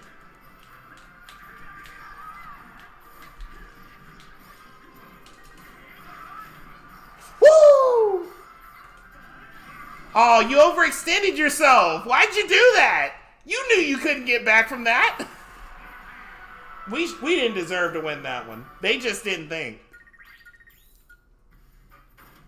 Okay, whatever. Alright, now, I did want to talk about something that's not so much a game theory as a gameplay theory. I do think that the Zelda Loftwing Amiibo from Skyward Sword, which serves essentially no function in Skyward Sword, was never intended for Skyward Sword HD. It was always intended for Breath of the Wild 2, so you get a Loftwing when you're in the sky. But I also thought of something else, and it may be a way for Nintendo, if they want to push more Skyward Sword copies. You know how Skyward Sword was originally supposed to be the first Zelda game where you get to play a Zelda, that you were going to see things through her side. It ended up just becoming the credit scene where you see her adventure. But what if they did this with Age of Calamity, where if you had Breath of the Wild save data, you got a bonus weapon in Age of Calamity, something small. What if they have save data bonuses for Breath of the Wild 2? Like, Breath of the Wild save data, you get your same inventory at the start. Age of Calamity, I don't know, you get some of the costumes or something from Age of Calamity that are exclusive to it. But what if you have Skyward Sword HD save data on your Switch, you get to play as Zelda? I know some people would definitely get mad at that, like, they're just trying to force us to buy Skyward Sword. But I feel like if they wanted to push more Skyward Sword copies, they could do it. I mean, they could just as simply bind it to the Amiibo. I just feel like the Amiibo makes the most sense to go with getting a Loftwing in Breath of the Wild 2. So the Amiibo could do one thing and save data could do another. But it all depends on where they want to go with that. But since this is clearly the most requested it's ever been for Zelda to be playable, I think it would be a nice nod to the original intentions of Skyward Sword for Zelda to become playable in Breath of the Wild 2 through Skyward Sword, or through some connection in gameplay to it.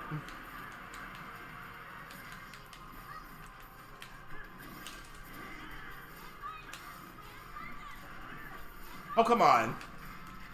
How did I overshoot the ledge?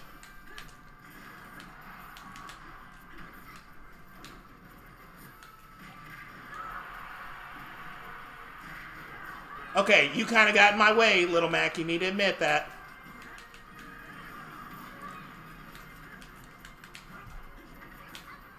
Okay, if we're gonna win this, I gotta take down the wolf player.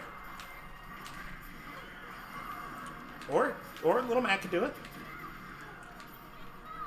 Yeah, that's true. We should have the motorcycle. Well, I don't know. Sheikah Tech, it seems to be missing. But if it's in the game, we should have the motorcycle at the start. Like, no Breath of the Wild DLC should be off limits in this title. I don't want to have to use my Skyward Sword amiibo to get the Skyward Sword tunic again. Have it in at the start, and then have all the amiibo do something different this time.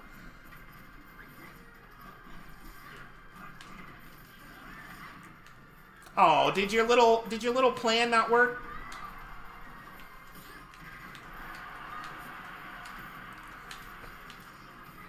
Okay, we're kind of not winning.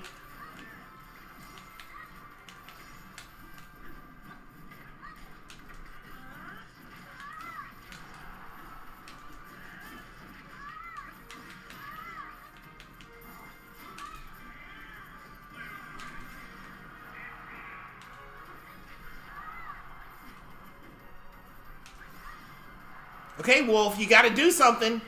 You see I'm in jeopardy.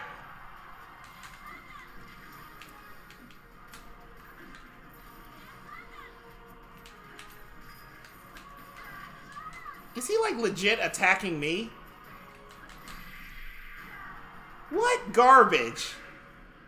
Oh, wait. He wasn't on my team.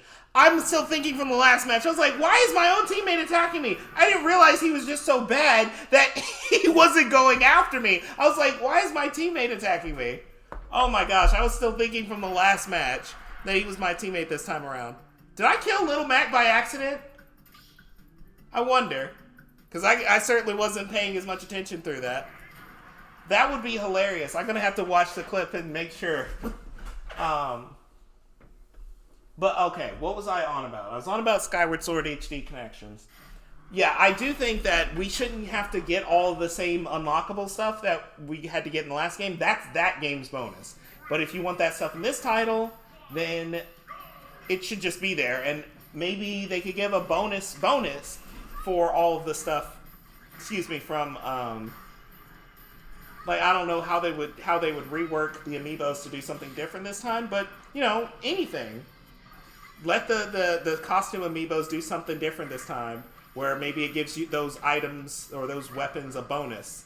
But I don't want to have to unlock all the same cool stuff again. It makes me wonder, what is the DLC and amiibo content for Breath of the Wild 2 going to be? I'm really excited to see what they could do with that. Just don't give us a repeat of everything from last time, which I'm not worried that they will. It's just, we've never been in a situation like Breath of the Wild 2, where a sequel has this much to live up to as far as content goes. Now, my theories on Age of Calamity tie-ins to Breath of the Wild, story-wise, not, DLC of the same characters. I feel like they kind of have to address it, because Age of Calamity, they didn't say at the start, like they did with Hyrule Warriors, that it's not canon. So people should just assume that Age of Calamity is canon, because canon events of Breath of the Wild happened at the start of Age of Calamity. So, if the champions came from a timeline where they helped Link fight the Calamity, or at least the Blights, and then they go right back to that timeline, they can't just pick up from nothing in Breath of the Wild 2. Now, I'm kind of one of those people, I know this may not be that common or popular of an opinion, but I don't really care about the champion successors and their role in Breath of the Wild 2. I was kind of hoping we'd get new characters. Like, I don't think that the champion successors, that their arc is finished. I do think the champions are, and I don't think that they should come back. I think Age of Calamity was the best close for those characters that we could have gotten. So that we at least have a timeline where they're alive, and where we got way more development on them than we ever got in Breath of the Wild. So I don't think the champions should be coming back, even in an advisory role. I don't think we should even hear from them. And it's a good thing that all their voice actors, except for Mipha, do other characters so that they can still reprise some role. But I wouldn't mind if Sidon, Yunobo, Teba, and Rija had more minor roles in this sequel than they had in the first game, because it would give us a chance to have some more characters introduced. I think a character who was underused was Impa, and Age of Calamity brought Impa in a very battle-ready role, and she's 120 now, so it's like that Impa's gone forever. What if Purah could use her de-aging rune to make herself older, Impa younger, and Robbie younger, back to their prime. I feel like that would be a good way to involve them back in the story, and they got the models, why not do it? But I think it would be very awkward for the champions' successors to just come back and not mention where they were. Like, what even happened. I feel like if they wanted Age of Calamity to be non-canon, they should have said that. And if they were afraid that saying that would hurt the sales, then you need to address it going forward, because people will assume that it's canon, rightfully so. This isn't like Hyrule Warriors, the first one, where it just starts off, as its own thing, and you can very clearly see that there's no complete tie-in to other Zelda games. This started with Breath of the Wild's memories, one of Breath of the Wild's memories, so it should be canon. It definitely should be. But yeah, now I'm going to talk about Legend of Zelda No Way Home. What if Breath of the Wild 2 is literally, like you said earlier, Metroid Dread, what if Breath of the Wild 2 is like No Way Home, and all the villains of the past, heroes of the past, and all that other stuff comes in from past titles for all-out war that's even bigger than the war in Age of Calamity. Calling it now. Link's gonna pilot Divine Beast, Megazord to fight Ganon at the end. That'd be something I'd like to see, because Link's own Divine Beast was just his motorcycle, right? So, yeah, I'd like to see Link pilot a Divine Beast and see what he could do with that. Megazord. Definitely. But, yeah, I'm thinking that there's a chance of past heroes, the Spider-Verse of Zelda games, that it would be amazing to see at least the attempt made.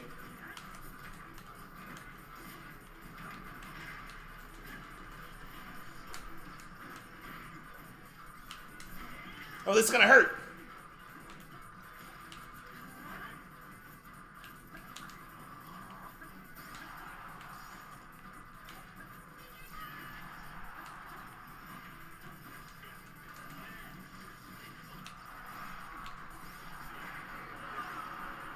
Okay, seriously? The fact that he was able to connect that 3 times.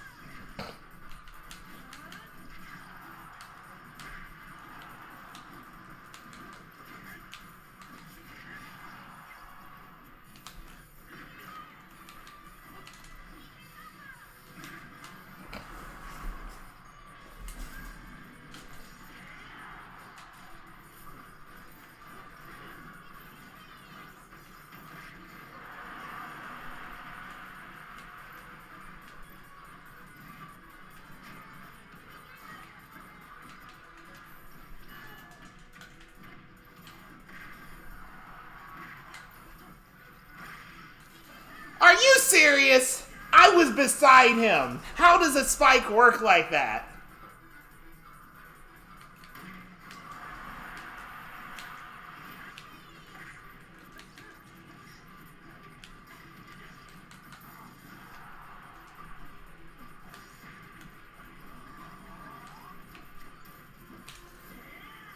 He shouldn't be able to guard that quickly.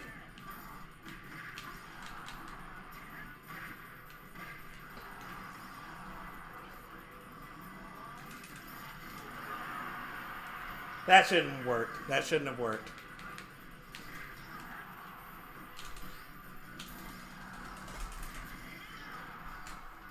Had to really spam it.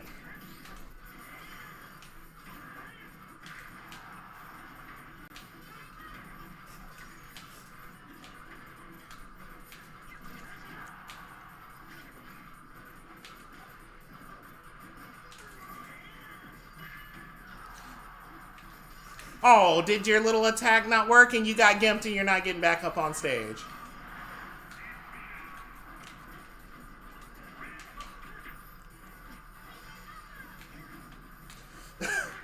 I wonder, sometimes I wonder if they can hear me, because he kind of returned after I said that.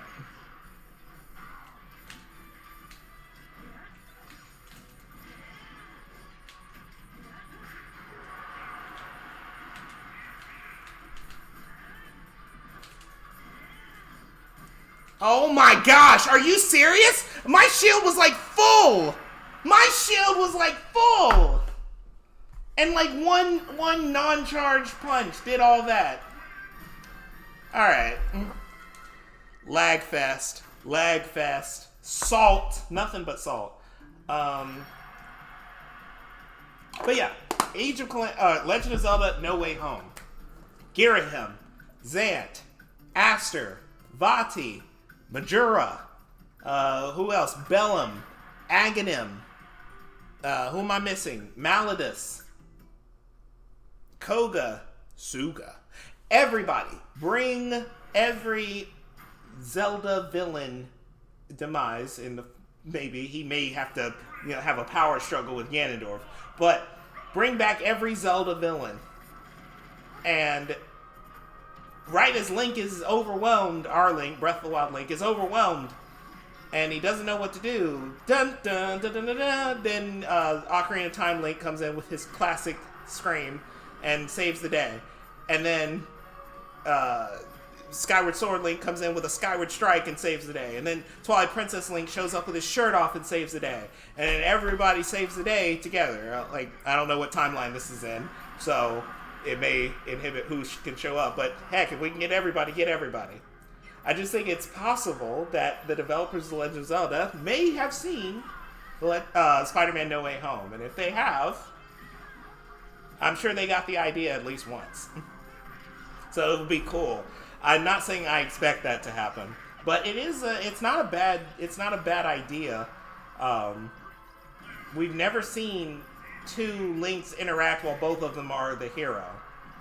All we've seen is the hero Shade interact with Ocarina of Time, with Twilight Princess Link, who is his descendant. Toon Link rides in on Wolf Link. That would be absolutely amazing. I need that now. Totally. That would be the best shot in history. They would have to, consolidate all of their art styles into one, but I think they could do that. Now I'll talk about the likelihood of a playable Zelda. So, do I think that Zelda will be playable in Breath of the Wild 2? If she is, I don't know. If she is, I would say it's not because her hair is short. I think that was some people, really, really oversimplifying the amount of work technical animators can do with character hair in a stylized game.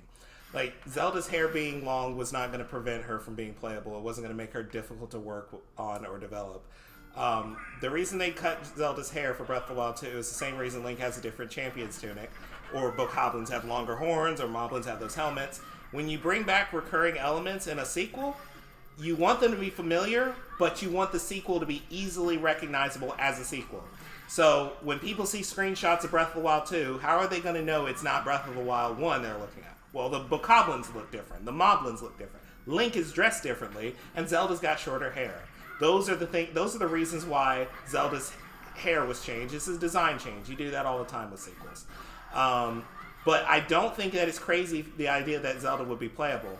I think if she is, they probably came up with the idea after they saw the response from people from the first trailer. Be like, oh, is Zelda going to be playable in this game? Are we going to be adventuring with her? And then Nintendo was probably like, oh, yeah, we'll work on that.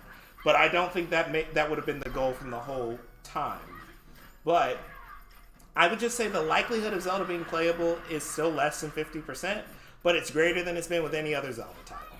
So I just hope people don't get their hopes up for it in the kind of way where the last trailer, when people saw Link skydiving through the sky with long hair, right, in a mainline Zelda. She's always been playable in spin-offs, but in mainline you could only play as her through the Phantom and Spirit Tracks. But I think when people saw Link skydiving through the sky in the second trailer and his hair was long, people were like, oh, this Zelda is with her bare chest out? I don't think so. I think this game is still going to be rated in the kind of way where Nintendo keeps their family-friendly rating. So no, that was very clearly Link, and everybody now acknowledges that. But the way some people were kind of disappointed that it was only Link, it was disappointing to me because don't let your own expectations and theories get in the way of you enjoying what they present to you. If Zelda's not playable in a mainline Zelda game, they will still be the Zelda games that we've been playing for years, and they'll still be what we enjoy. She doesn't have to be playable in these big mainline adventures. And I think some people are kind of overestimating Zelda. Breath of the Wild Zelda has a lot of power, but not a lot of physical strength. So if Zelda were playable, it wouldn't just be a different skin of Link's gameplay. Her gameplay would be almost combat-less. They kind of, overdid it with Age of Calamity. Not overdid it. It was perfectly fine for that game. But they kind of pushed her powers to new limits in Age of Calamity as far as what she can do in combat. But she said herself she's not much use on the battlefield. Even with her power waning, she's going to have less utility on a battlefield. So Zelda is powerful in the Zelda series, but she's not physically strong. I don't think she could fight a Bokoblin and win on physical strength. And I'm not sure her ceiling powers can stop a Lionel charge. So just throwing Zelda in as a playable character can't be as simple as Link, but with a Zelda model and Zelda animations. It has to be really well thought out and crafted in a kind of way, and that's what I kind of liked about that last leak. It said that most of her gameplay was stealth. It's like, that makes sense. Zelda wouldn't be going around absolutely bodying silver moblins. Zelda would be mostly hiding from that stuff and using the Sheikah Slate if it's still available. Her ceiling powers would have definitely some utility in a fight, but nowhere near as much as being able to wield the Master Sword does.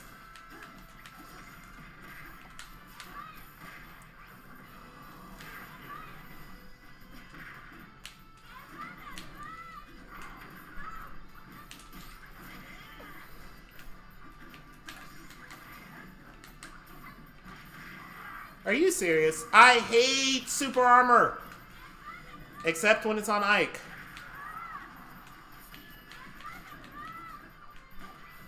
Now I'm just going to stay up here out of his range and let...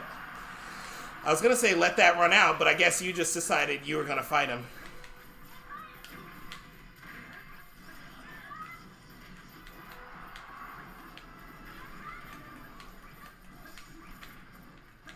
I gotta get better with grabs. I'm sick of this.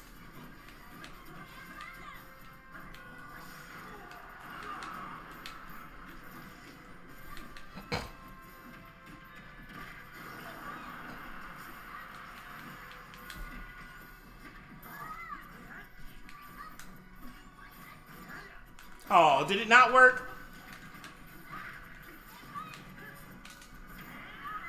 I'm so sick of his attack speed. It's ridiculous. Like, I don't care if the character can't jump. He shouldn't be able to hit that hard that quickly. Again with the convenience lag. You know what? I keep saying that I'll leave this server. I should just leave.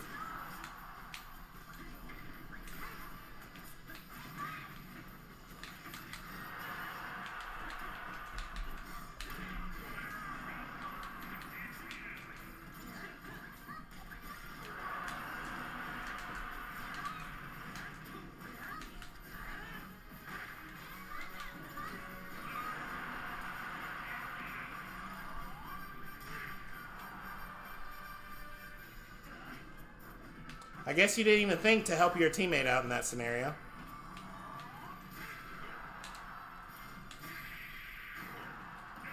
Yeah, this lag fest has gotten out of control. I think I'm gonna leave it. Maybe if she could build up to be like a full-fledged mage. Yeah, if she could like do that, even then I don't know how much damage she could tank before that'd be it, because even when Zelda has had, like Sheik or Tetra are fighters. Breath of the Wild Zelda, Skyward Sword Zelda, no. They're not. They have utility in the battle against evil. Not the cut Ganon in half or cut Demise in half type of utility. So, playable Zelda can't just be... All I'm saying is playable Zelda can't be as cut and dry as, oh, well, you just make her playable. Breath of the Wild is like the most difficult Zelda game, and how would she hold up in that kind of fight? So yeah, like using the bow as a weapon would help, but I'm not sure how much that covers all of her bases. And some people say, well, what if she gets the Master Sword? Nah, you played Skyward Sword.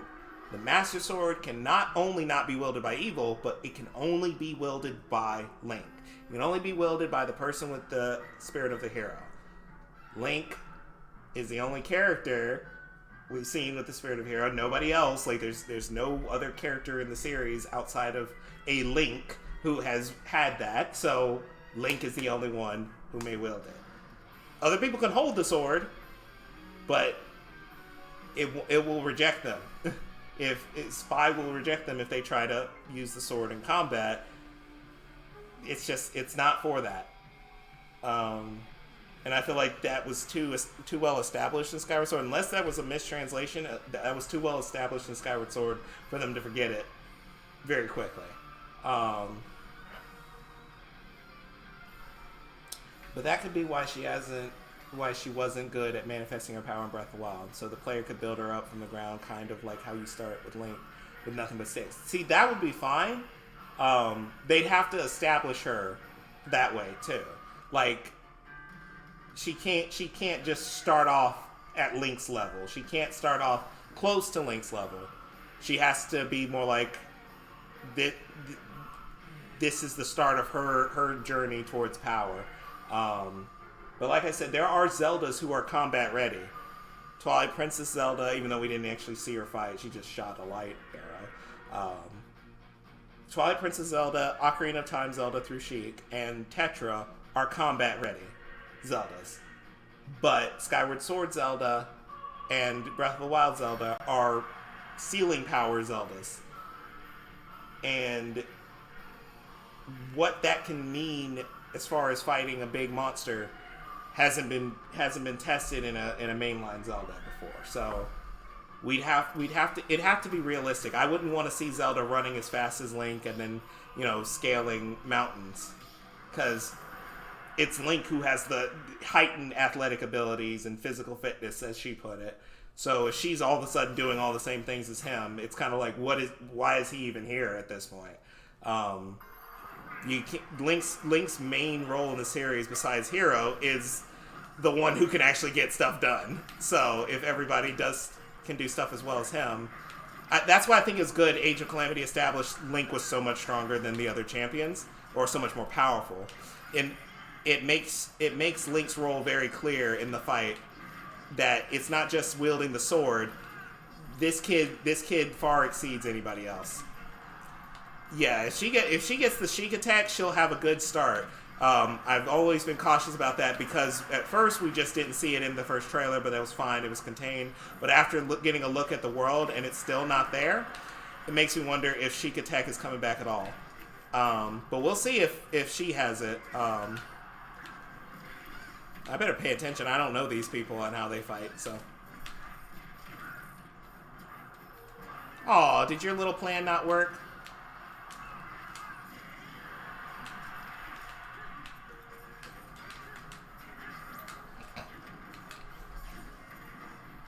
Wait, is team attack on? Nope, it's not. I got this.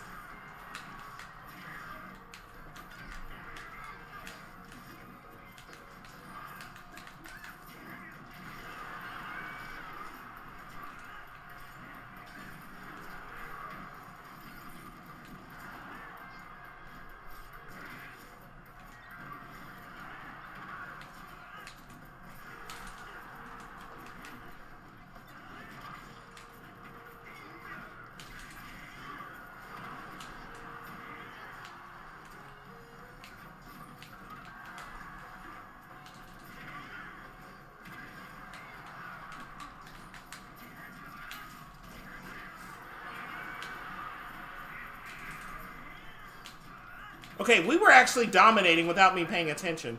I thought we were even.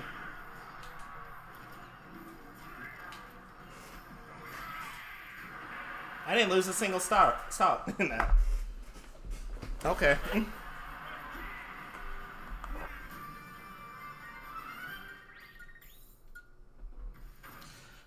I was kind of only half paying attention to that match. My last theory I wanted to talk about is Ganondorf the final villain of Breath of the Wild 2? Now, I don't think that this is actually that cut and dry as, oh, well, we see him. If you look back at Zelda trailers in the past, Zelda has... Ooh, don't tell me you're upset. Zelda trailers have been very, very careful not to show final villains. And even if they kind of show them, they certainly don't show them in the state that you're going to, see them in. You could have done that at any point. They certainly don't show them in the state that you're going to see them in. Ocarina of Time, you may have known Ganondorf's name, but you didn't know what he looked like. Wind Waker, they didn't show Ganondorf in any Wind Waker trailers until after the game came out. In the Collector's Edition trailer.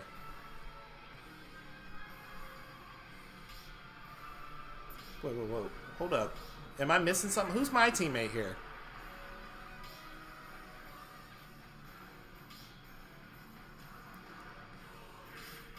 Okay. I guess I should check the names more often. You don't see Ganondorf in Twilight Princess trailers. They still don't show Demise in Skyward Sword HD trailers. Calamity Ganon. You didn't see Spider Blight. You didn't see Dark Beast Ganon in those trailers. You might have seen the Pig Cloud swirling around Hyrule Castle. Age of Calamity, a game where we thought we knew the villain. We still didn't see what the villain was going to look like. And heck, they were very careful about even revealing Aster's face. Like, making that a big reveal. So why did they show us Ganondorf in the first Breath of the Wild 2 trailer? Maybe it's because either he's not the final villain, or he's simply not the only one. Alright, I better pay attention, Roy.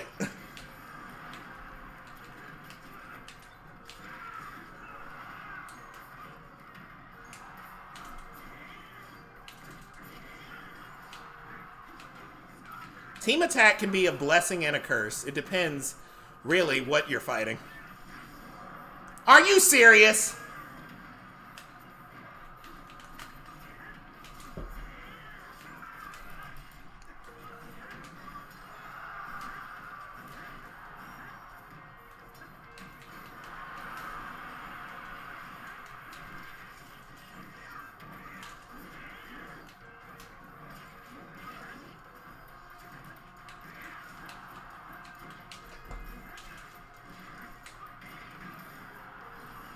All right.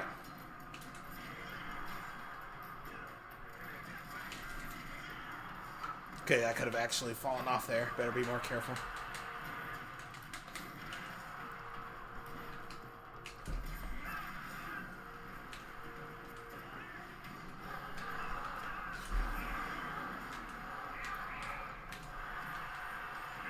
All right, that was over faster than I thought it would be. But yeah.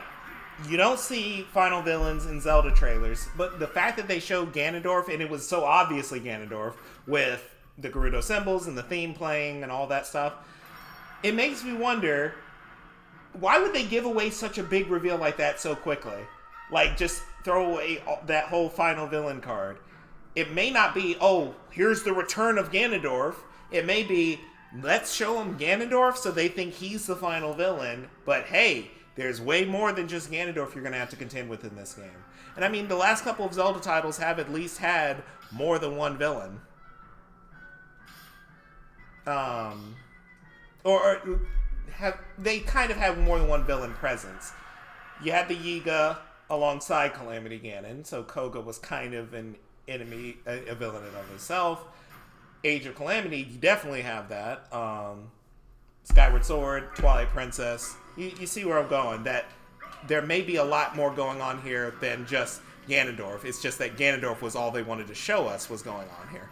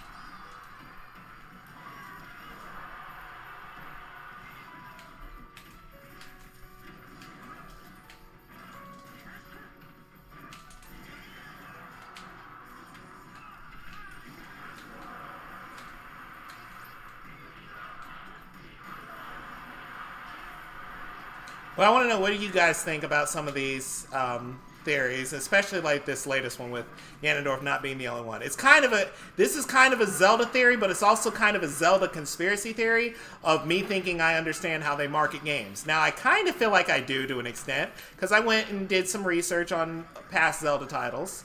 But I want to know what you guys think. Do you think it's possible that there are actually multiple villains in this, and that the reason they showed Ganondorf was to throw us off?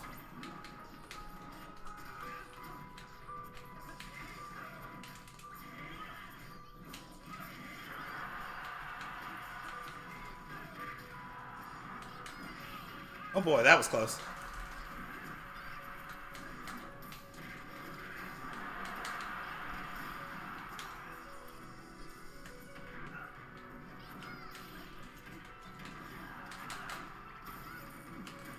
Ah!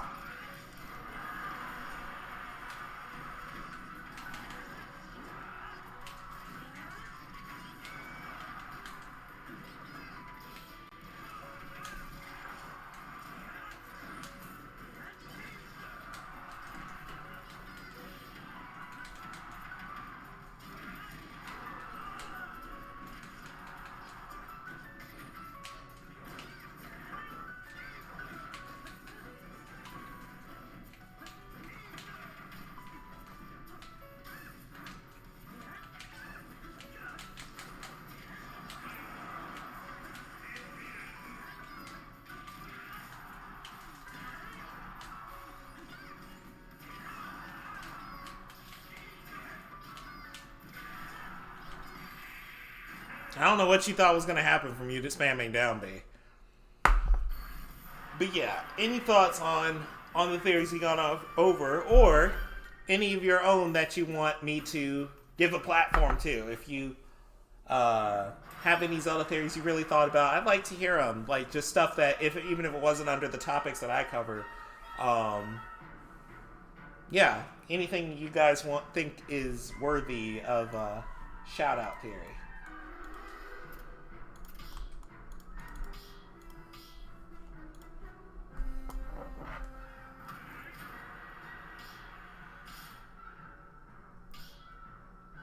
Okay.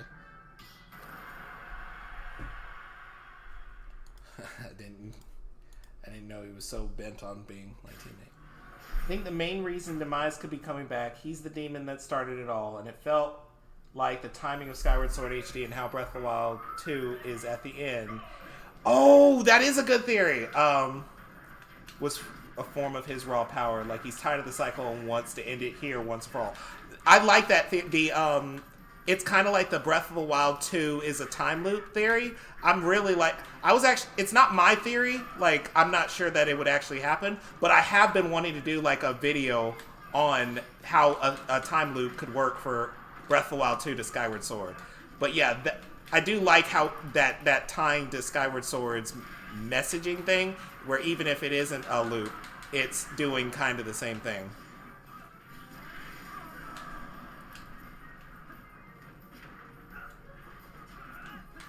That they're gonna have the same motif, because like they could be writing a beginning in it, and some people think it's like crazy that they would write an end to the Zelda timeline. They wrote a beginning to it, like, and end doesn't mean the end forever. It just means the current end of the timeline. Like their Breath of the Wild is the current end of the timeline, at least as we know it. So anything could be the end. It doesn't mean will never go further than this. It may just mean they want to put a cap on the series of beginnings and ends.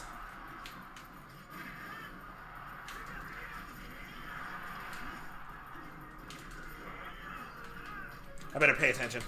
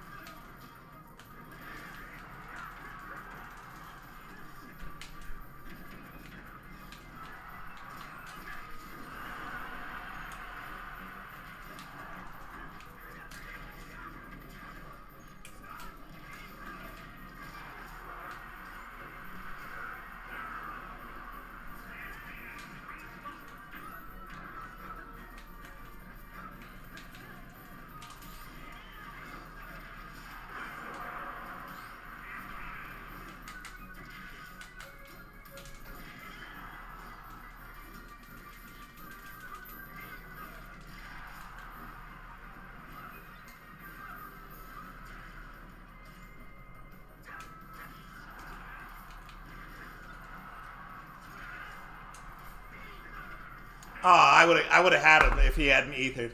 But yeah, I think that makes sense that that this could be like the actual end of the timeline. And that everything they want to do, everything that they've been doing since Mr. Fujibayashi showed up as a director, is putting bookends on the series. And they want a definitive start that it may not be the first tale ever told forever, but something that they can work with as the beginning, and something they can work with as the end.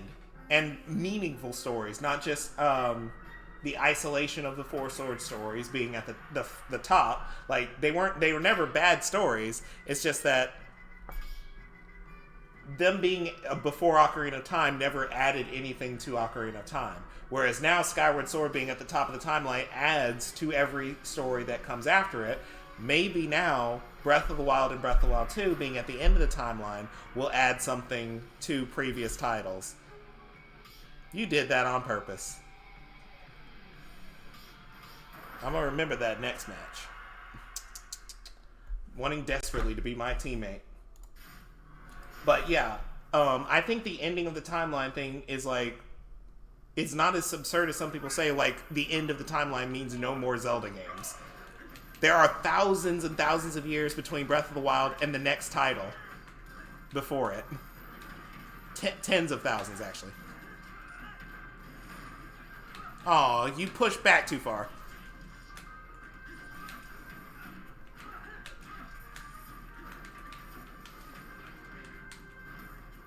You know, if you know me, you know I hate Bowser Jr. players.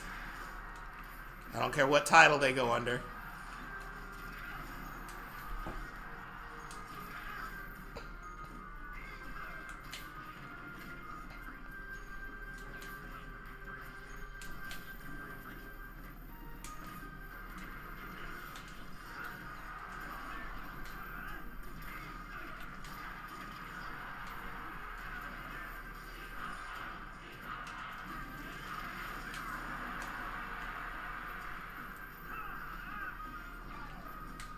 We really could. Like, Ocarina...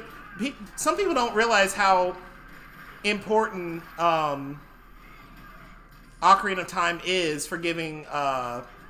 like, they acknowledge it for what it was to their childhood, less about what it means for the timeline, in that it provides so much variety that they can continue to do stuff with without having to worry, does it line up with this one obscure game that we made forever ago? Ocarina of Time can have potential, not endless amounts of endings, but it can have actually multiple endings that you can work from so that you can get way more Zelda stories than you normally would. So Skyward Sword, Ocarina of Time, and Breath of the Wild, or potentially Breath of the Wild 2, may end up being the most important titles in the timeline, because these are the titles that provide the context for every other title. And I feel like Nintendo's always had a little bit more structure to the Zelda timeline than people give it credit for. Like, people said A Link to the Past was inconsistent with Skyward Sword's backstory on the Master Sword. It's actually not true. It's only true with the Nintendo of America translation. But the actual translation of A Link to the Past manual doesn't say anything about the Master Sword being made in response to Ganon, which would be inconsistent with every Zelda story, including Ocarina of Time. It just says that the Master Sword was made in the case that any evil being ever got the Triforce. Or not got the Triforce, wanted to steal it. So that just means, you know, that's just Skyward Sword's backstory without all the details. But yeah, a lot of that stuff about Ganon's power being based on Triforce magic, all that stuff was, like, added in by Nintendo. I mean, by Nintendo of America. Alright, that's it. You're going down with a double arrow. Nope. But you almost did. But yeah, Skyward Sword, Ocarina of Time, and potentially Breath of the Wild or Breath of the Wild 2, I feel like Breath of the Wild 2 is going to fill this slot, may end up being the most important titles to the timeline, like, in perpetuity. Like, they will provide the most context for anything else that they do. So who knows how many titles we could see in between all of that. There's still a lot of uncovered eras between Skyward Sword and Minish Cap. there's definitely uncovered errors between Skyward Sword and Ocarina of Time. Then there's 3 separate timelines where you could do literally whatever. Heck, who knows? Maybe even Breath of the Wild 2 would be a definitive end to one timeline. And then we'll get another. And then another. And then that would just be, hey, now we've got ends to all 3 of the timelines. I'm sick and tired of you teaming up with me just because you feel like I'm going to carry you to victory. Not going to happen. I don't know you or anybody else here, so I haven't made up my mind as whose side I'm on. That happens sometimes, and it's like the person doesn't have enough. It's not like the other 2 players are being toxic.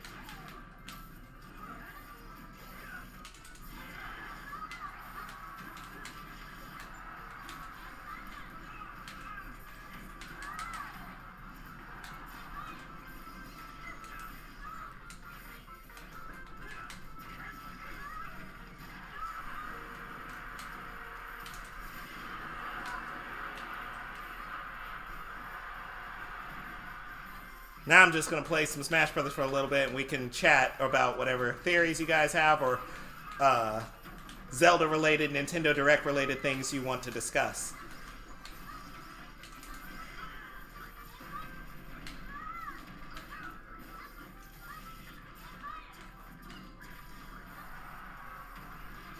Yeah, I should have at least tried to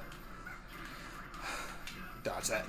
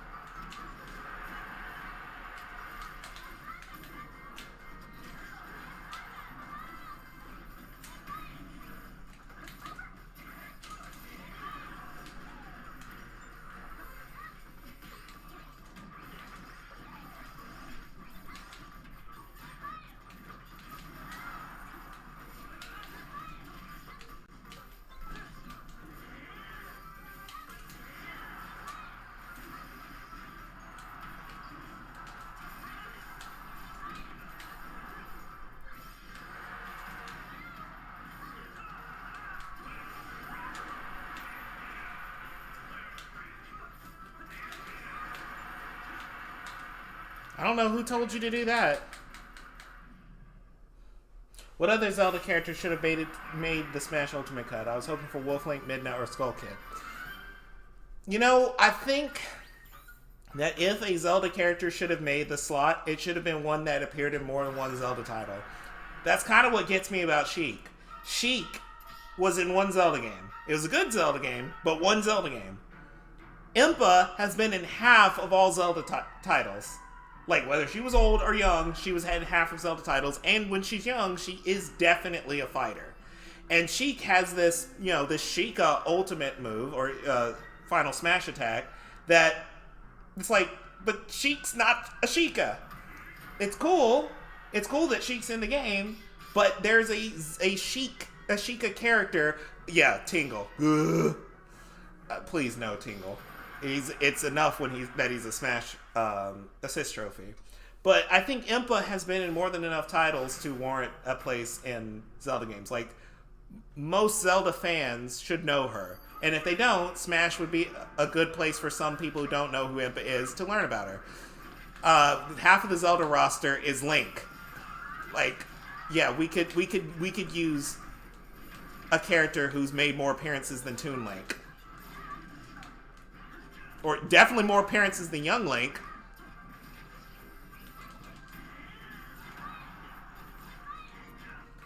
And I get it. At the time that Sheik and Young Link were added,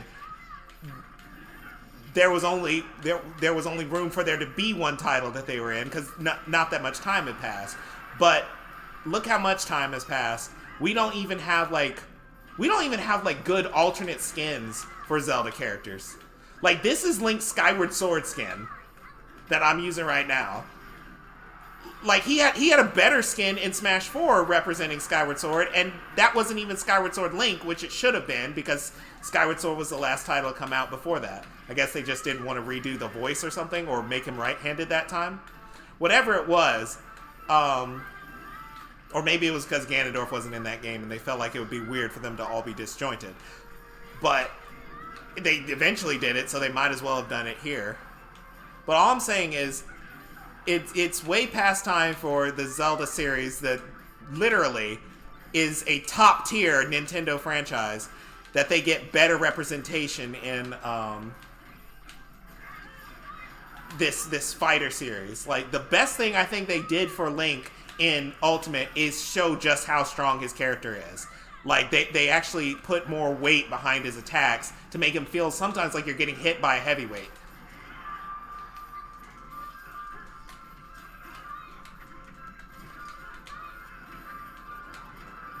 But it would even have been nice if we, like, I know that's just another Link, but if we kind of had a classic Link who had all the same abilities, and then Breath of the Wild Link had his actual Breath of the Wild abilities, like a counter.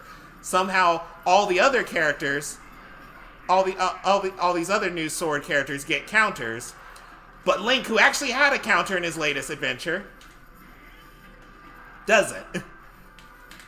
Link could have had literally a counter, flurry rush, he could have had lightning attacks, he could have had time freezing attacks, he could have had all of his abilities, but the thing they decided to give him were remote bombs.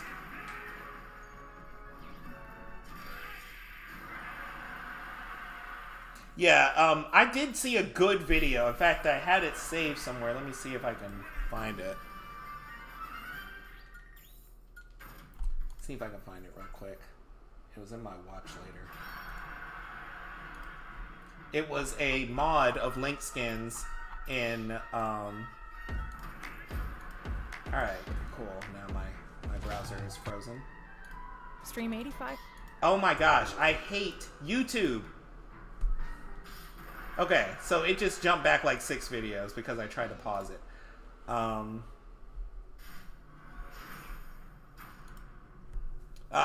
have to wait till after this match to show it. But it was like really good Breath of the Wild based skins for or Breath of the Wild based skins for his weapons for Breath of the Wild Link. I'll have to find another link to the costume changes. But it's like almost none of his stuff from Breath of the Wild was like properly represented. He's got a Royal Guard color, he's got a Hylian tunic color, but he doesn't have soldier's armor. Like, there was so much stuff from Breath of the Wild that could have been added in to make this Link feel like Breath of the Wild Link.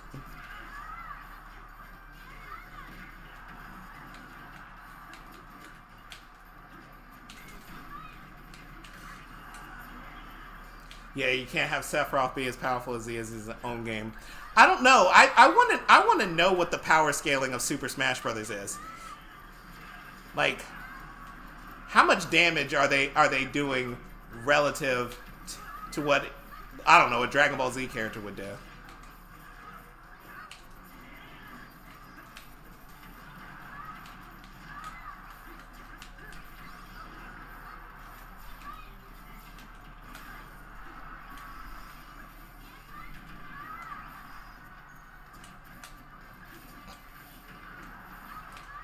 And that is why I hate Bowser Jr.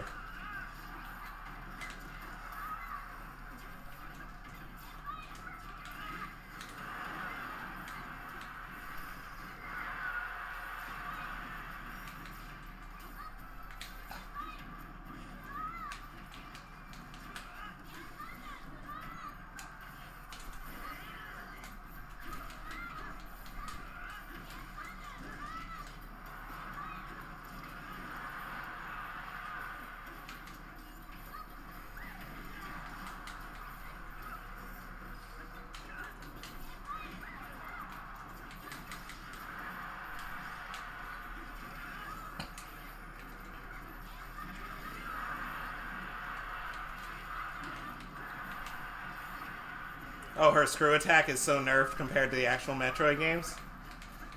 I don't think I even used anything like that in the one I played.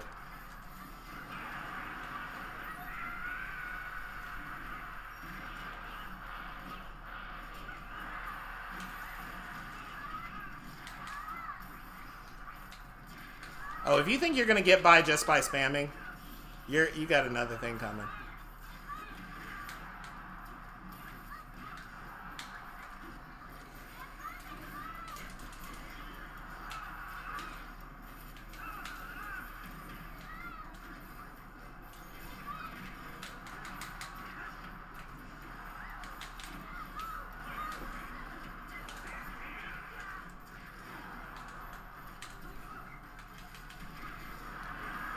Yeah, they think they're gonna get by spamming.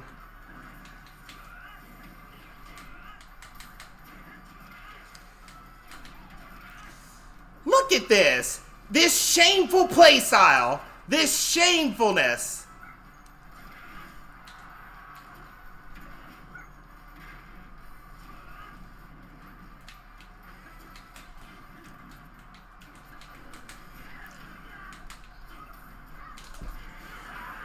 Now that I got him, I can take you apart.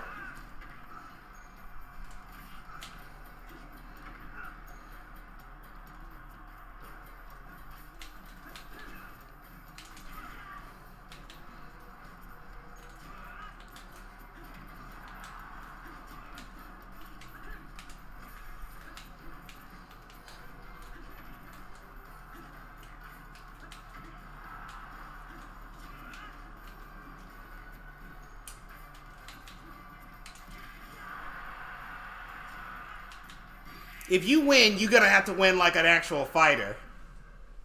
Like, good grief. That whole, we're just gonna stand out here and keep spamming these one attacks. No, Lucky. You suck at the game. Alright.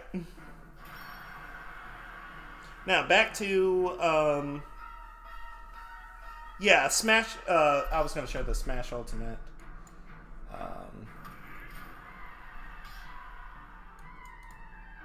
Yeah, just this real quick.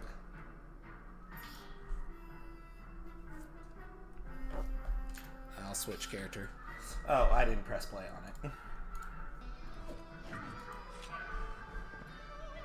Look at the other alternate weapons that we could have had with Link.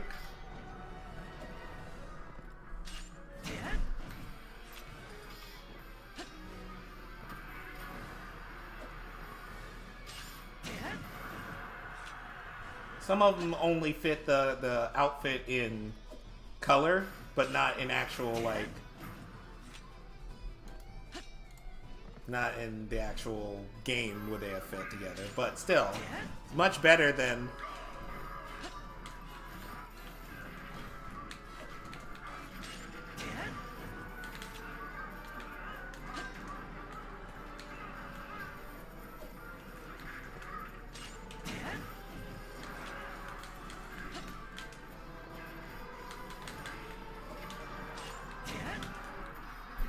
Oh, well, it just looped. But yeah, that's what I'm saying, is that there could have been so many more options. I'm about to teach you a lesson.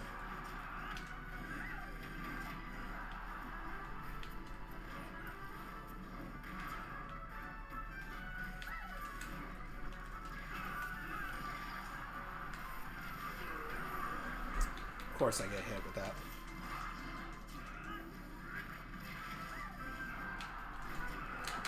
Yeah, some people did Fierce Deity mod, where it's just Cloud, basically.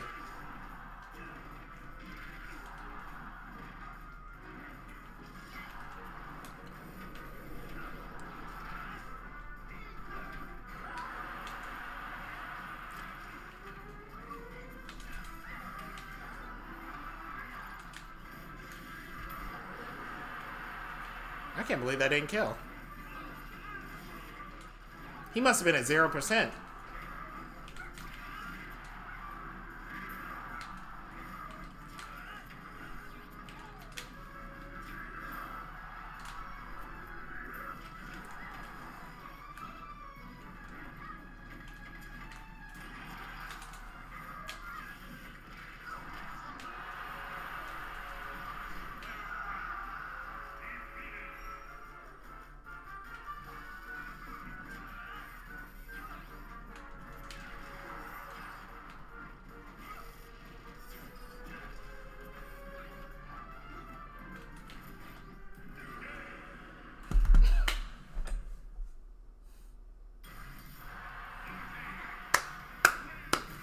Oh darn! I still had up the Smash Brothers mod. You guys didn't see my totally boss killer move.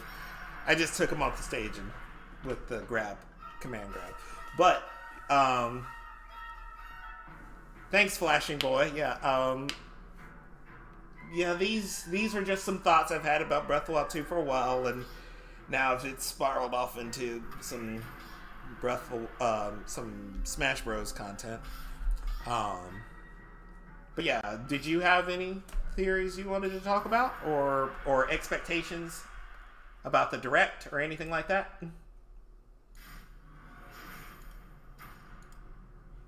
Okay, so I actually have to turn the capture off for it to be off the screen. There we go.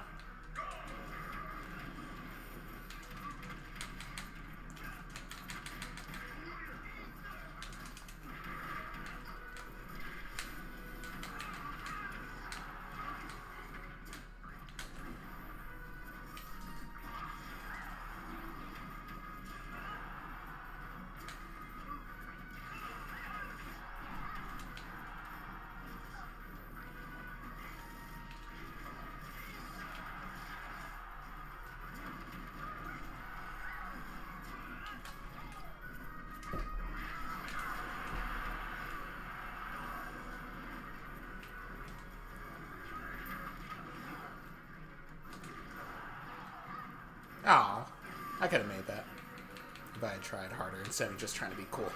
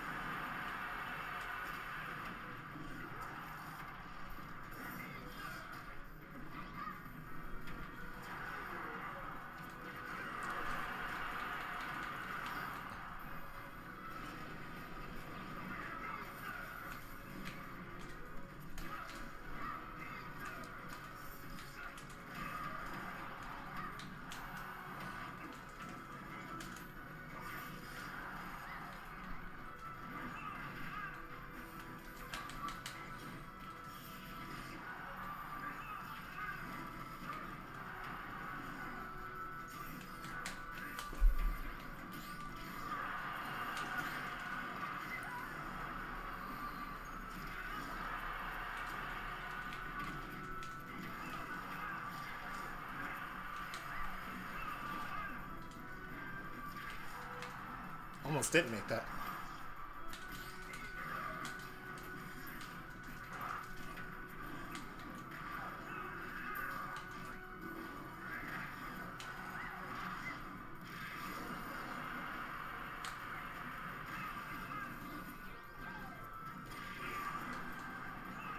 That was nice.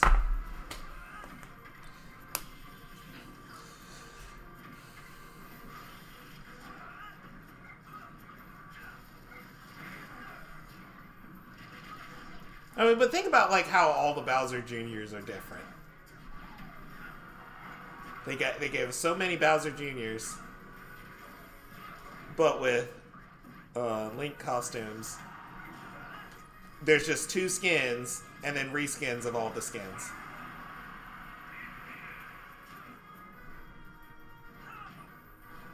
That's it. Oh wait, no. I feel like that should have been it.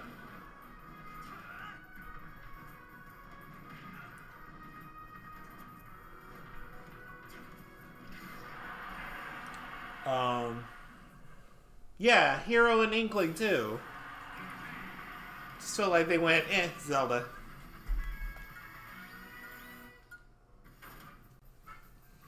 But yeah, maybe with a Smash Ultimate Deluxe on the Nintendo Switch Pro TBD, then we will get what we're actually hoping for. But we'll see. Well, I appreciate all of y'all joining me for this conquest. Yeah, it was good to be able to let out some Zelda theories and have a an understanding audience of those Zelda theories and nice conversation about all of this stuff. So, I mean, heck, by this time tomorrow, we could know Breath of the Wild 2's name. We could have seen more of the gameplay. We could know the date that it's coming out, and if that lineup was the official. Actually, I'll put up the little graphic I had for.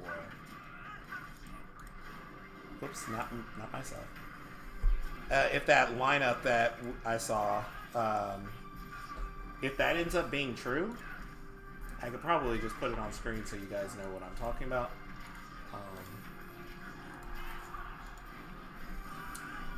If the lineup ends up being true, then we could be getting Breath of the Wild 2 really early on. So I'm just going to set the screen to that and turn it on. So this is the lineup. At the bottom of the 2022 list, you see Pokemon Legends Arceus, Triangle Strategy, Kirby the Forgotten Land, Advance Wars, and all of that is in order of release date. Now, again, this is from Nate from Nintendo Prime, so this isn't me who can confirm this, but according to him, these have always been listed in release schedule. And apparently, I guess that would also include even when the date of the title hasn't been announced. So the fact that after Advance Wars, you see Bayonetta 3, the sequel to The Legend of Zelda Breath of the Wild, and then Splatoon 3,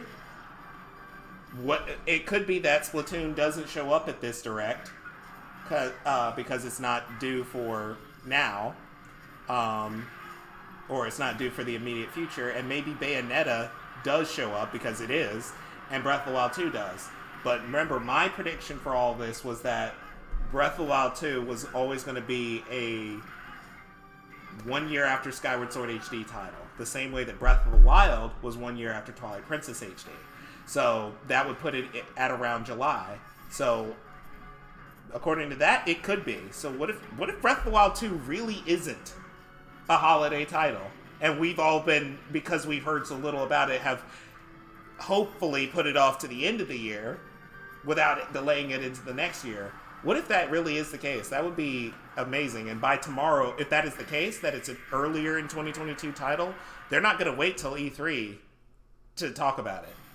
So we could literally get so much information about Breath of the Wild 2 by tomorrow. And I think that that's amazing. And if so, I mean, heck, guys, Breath of the Wild 2, I don't care what anybody says about the wait for Breath of the Wild. The wait for Breath of the Wild 2 was huge by comparison to anything else. So if anybody remembers Breath of the Wild, we got it revealed in E3 2014. We got gameplay 6 months later at the Game Awards. We didn't see the game again until the November Direct of 2015, so 11 months later. We got the title E3 2016, which is like 7 months after or 8 months after. Then we got little snippets between that E3 and 2016 Game Awards. Then we got the Nintendo Switch presentation trailer in January, a month later than the last trailer, and the game came out in March. We never went a full year without Breath of the Wild information. That was nowhere near the wait. That was nowhere near the wait that we have had to endure for Breath of the Wild 2. So that speaks to the scale of Breath of the Wild 2, that it's not going to feel like an expansion pass on top of Breath of the Wild. But it means that they probably never intended for us to wait this long. Like, if they didn't intend for us to wait that long for the convention-changing title, I can't imagine they would just, they defaulted towards, we're going to make sure to keep them starving for 2 years on Breath of the Wild information. So I don't think that they're even going to hold us off for another year this time around. They could totally show it at this Direct, especially if it's due this year. If it's 2023 for some reason, I'm going to need Wind Waker HD like yesterday to hold me over. That's true. Some Zelda title will be coming out this year if Breath of the Wild 2 is delayed. I feel like it would be those titles, but it shouldn't be because we already got them at some point. So I feel like there's a lot of 2D titles like A Link to the Past, which didn't really get a remake in Link Between Worlds. It got a spiritual successor. I think A Link to the Past deserves a Link's Awakening treatment. I think Minish Cap deserves it. And maybe you could argue that for the Oracle games, or heck, even Wind Waker sequels would be nice to have. But I feel like they might save Phantom Hourglass and Spirit Tracks for Nintendo Switch Online, putting them on there someday. But, you know, if we got those titles, then we can start talking about delays. Or if we get a delay, we can start talking about those titles getting ported this year, because a Zelda game is almost certainly slated for this year. It's just that right now, it's Breath of the Wild 2. And I don't think they could announce Wind Waker or Twilight Princess for the Switch tomorrow and do any less than they did for other remaster Zeldas, where they give them a couple of months lead up. Well, a couple of months lead up puts them in the same fiscal year as Breath of the Wild 2, so Breath of the Wild 2 almost certainly wouldn't be coming out. The only time we had two Zeldas come out on the same system in the same year, they were at least in separate fiscal years, and that was Majora's Mask 3D in February 2015 and Triforce Heroes in October of 2015. Well, at least they were in separate fiscal years. February is still, you know, the year before. The new fiscal year starts April 1st. So they at least could say that. But other than that, they really don't put multiple titles on the same system. Multiple Zelda titles on the same system in the same year.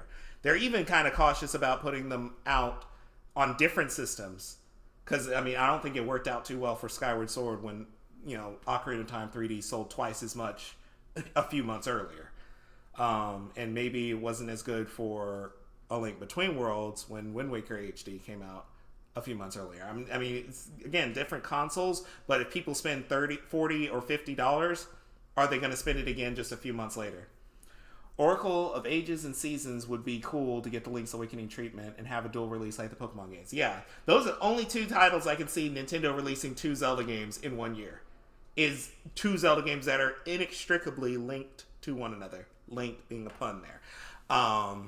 But yeah, other than that, I see that we're not getting a Zelda announcement tomorrow besides Majora's Mask coming to Nintendo Switch Online. That's not a showstopper. Heck, that's not an Eiji Aonuma announcement. That is like I said, it was one of those Nintendo Switch headline things. Majora's Mask and other in Nintendo 64 titles will be coming to the Nintendo Switch Online expansion pack, which is a mouthful to say. But if there are some showstoppers in this direct, and I'm pretty sure every direct has had a showstopper that I've watched, like something that you either didn't know before or were really, really, really hoping to see something of. So Kirby is not the showstopper. We know that's going to be there. Triangle Strategy, Advance Wars, those are showstoppers. Showstoppers would be that list I talked about earlier that includes Bayonetta 3, which it was a showstopper at the last direct. It's not so much right now. Mario Rabbids, which that would be. Splatoon 3, I feel like having seen the game, what was it? Have we seen the game twice or 3 times already? That's not a showstopper. Even if it is due before Breath of the Wild 2, that's not a showstopper. You don't close out with, hey, Splatoon 3. Watch us get Link's Crossbow Training HD. That would be hilarious. I really do think that would be hilarious. And I never played Link's Crossbow Training because I got Twilight Princess on the GameCube, so it'd be nice. It would be nice to see, for me at least. But Splatoon, I don't know if we've seen Splatoon 3 twice or 3 times already, but it's not a big reveal that you didn't expect, or that would be the closer. I'm not sure. Its initial announcement was definitely a closer, but I don't even think it was the closer of the last direct that it was a part of. I think that, yeah, it was Bayonetta. It was the September direct. Breath of the Wild 2 and Xenoblade Chronicles 3 are showstoppers, along with Mario Rabbids. So one of those 3, I think, has to be showing up, unless they're going to do like a big thing like with Fire Emblem, like they did with Metroid Dread at E3, where they go, hey, we got a brand new Fire Emblem title, it's big, you're going to want to get this. We don't know, obviously, what all the surprises could be, but among the things that we know exist, what could be the surprise? I would say the reasonable ones are Breath of the Wild 2, Mario Rabbids, and Xenoblade Chronicles 3. Because Bayonetta 3 and Splatoon 3 aren't that surprising if they were to show up. And Kirby, Triangle Strategy, and Advance Wars aren't everybody knows that's going to be there. Splat 3 might get its own. That's become a big IP, and therefore for them, and therefore has gotten their own directs before. That may be true, especially that's why I really would like to know the release schedule for this. Like, is Splatoon 3 big enough to be their holiday title? We just treat Zelda like it has to be the holiday title. Is Splatoon 3 or Mario Rabbids big enough that they can go, no, those are the titles we're going to close the year out with, and we're going to start the year strong, or the fiscal year strong, with Breath of the Wild 2. Like, think about that. If they started April 1st, the fiscal year starts with Breath of the Wild 2. Not that it comes out April 1st, but that by April 1st, you know that it's coming out in the first half of the year. What if it was out by E3? Man, that would be crazy. I mean, yeah, we got to keep our expectations in check, but if that lineup was anything that we can put stock in, and we'll know tomorrow whether or not we can, it's totally possible that all of our theories about the placement of Breath of the Wild 2 in the schedule could have just been pessimism. Oh, it's coming late 2022. That game is clearly not ready yet. That game could have been way past ready. I mean, like HMK said, they were showing it in OLED marketing materials. So I don't think they would have done that if the game really wasn't in a state. Like, I know it was just pre-rendered footage, but if they're showing it in marketing materials, they gotta kind of have a strong sense of when it's going to show up, that the OLED isn't going to be outdated by the time Breath of the Wild 2 arrives. Which means that I don't expect a 2023 delay. In fact, some people really need to think about this with the 2023 type of delay. If it gets pushed back to, say, March of 2023, by fall of 2023, the OLED will be 2 years old. And what did we get 2 years after the Switch Lite? We got the OLED. So it's possible 2 years after the OLED, we could get this theoretical Switch Pro. Well, then, why not delay Breath of the Wild 2 to fall of 2023 and make it the launch title for this obvious big system that they would want to push? So some people, when they say it'll be delayed to 2023, they don't understand just what that entails. That's not a few months of a wait. That's a whole nother year on what you're talking about. That would be literally September or October of 2023. I ain't waiting that long for Breath of the Wild 2. I will storm Nintendo. Well, maybe I shouldn't say this on stream, but seriously, I don't want to have to wait that long for Breath of the Wild 2. We shouldn't have to wait 7 years or close to 7 years for new Zelda games. It's been pretty consistent. It's about a 5-year wait. If Breath of the Wild 2 falls in November, that's a 5.5, close to 6-year wait. That's a really long time to wait between Zelda games, especially for one that's a direct sequel. And as much as I want them to make it as good as possible, I don't want it to be like Kingdom Hearts 3, where it gets delayed forever and it doesn't exactly live up to what it should have been. Like, Kingdom Hearts 3 could have been the Breath of the Wild of Kingdom Hearts game. And I think it is the best selling, but it's not by much. Yeah, I keep thinking they might be trying to save Prime 4 for a Pro. I hate it, but it makes sense. That actually does make more sense, because how do you make Metroid Prime 4 the Breath of the Wild of Metroid games? You launch it beside something. Obviously, they just did that with Metroid Dread and the OLED model, but if I were to put a cap on what Metroid Dread's going to do, it's between 3.5 and 4 million. But if I were to just take a stab at it, what Metroid Prime 4 could do, it'd be 5 to 8 million. I think the title is going to be big, and they're going to want to put. It's going to be like Breath of the Wild in 2016, where they put so much behind it that it seems like no other Nintendo title exists. And it may be the thing that makes me really get into Metroid after only playing like one title before. So, I mean, it all depends on how stuff is marketed and if it's like appeals to my taste. But yeah, I feel like the Pro is probably being saved for that. Like, even if you think about it, if it were to come out 2 years after the OLED, as long as RGT loses that bet and has to play Balin.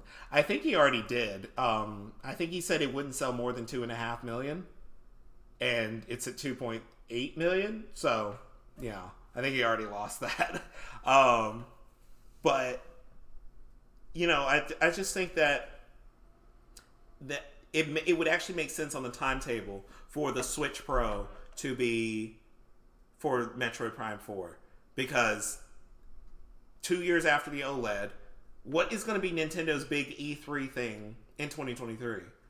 Sure, they could show Breath of the Wild 2 DLC, assuming it comes out late this year. They could show Breath of the Wild 2 DLC. But that's not the whole thing. That ain't going to be the entirety of what they do. A lot of their big 2022 titles could actually get updates or expansions or second waves of expansions at E3 2023. But maybe, just maybe, their big title for E3 2023 is Metroid Prime 4.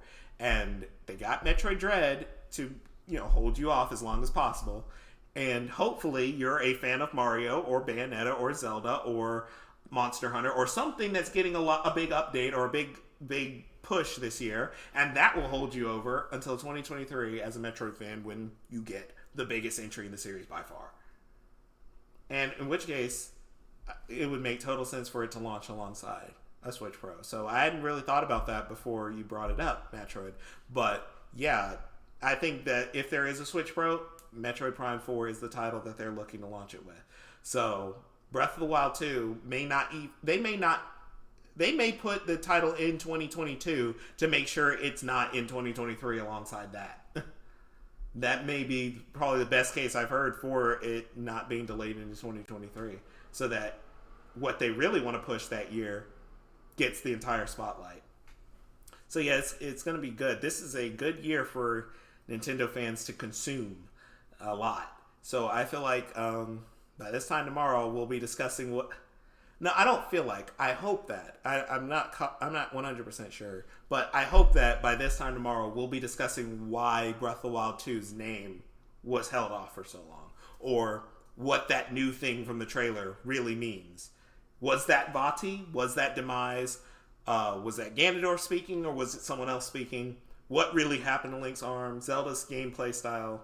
I hope we'll be discussing something other than the basic stuff we've been talking about for the last 2.5 years. We've been talking about the voices, we've been talking about the green arm, we've been talking about playable Zelda, and we've been talking about something floating in the sky for 2.5 years.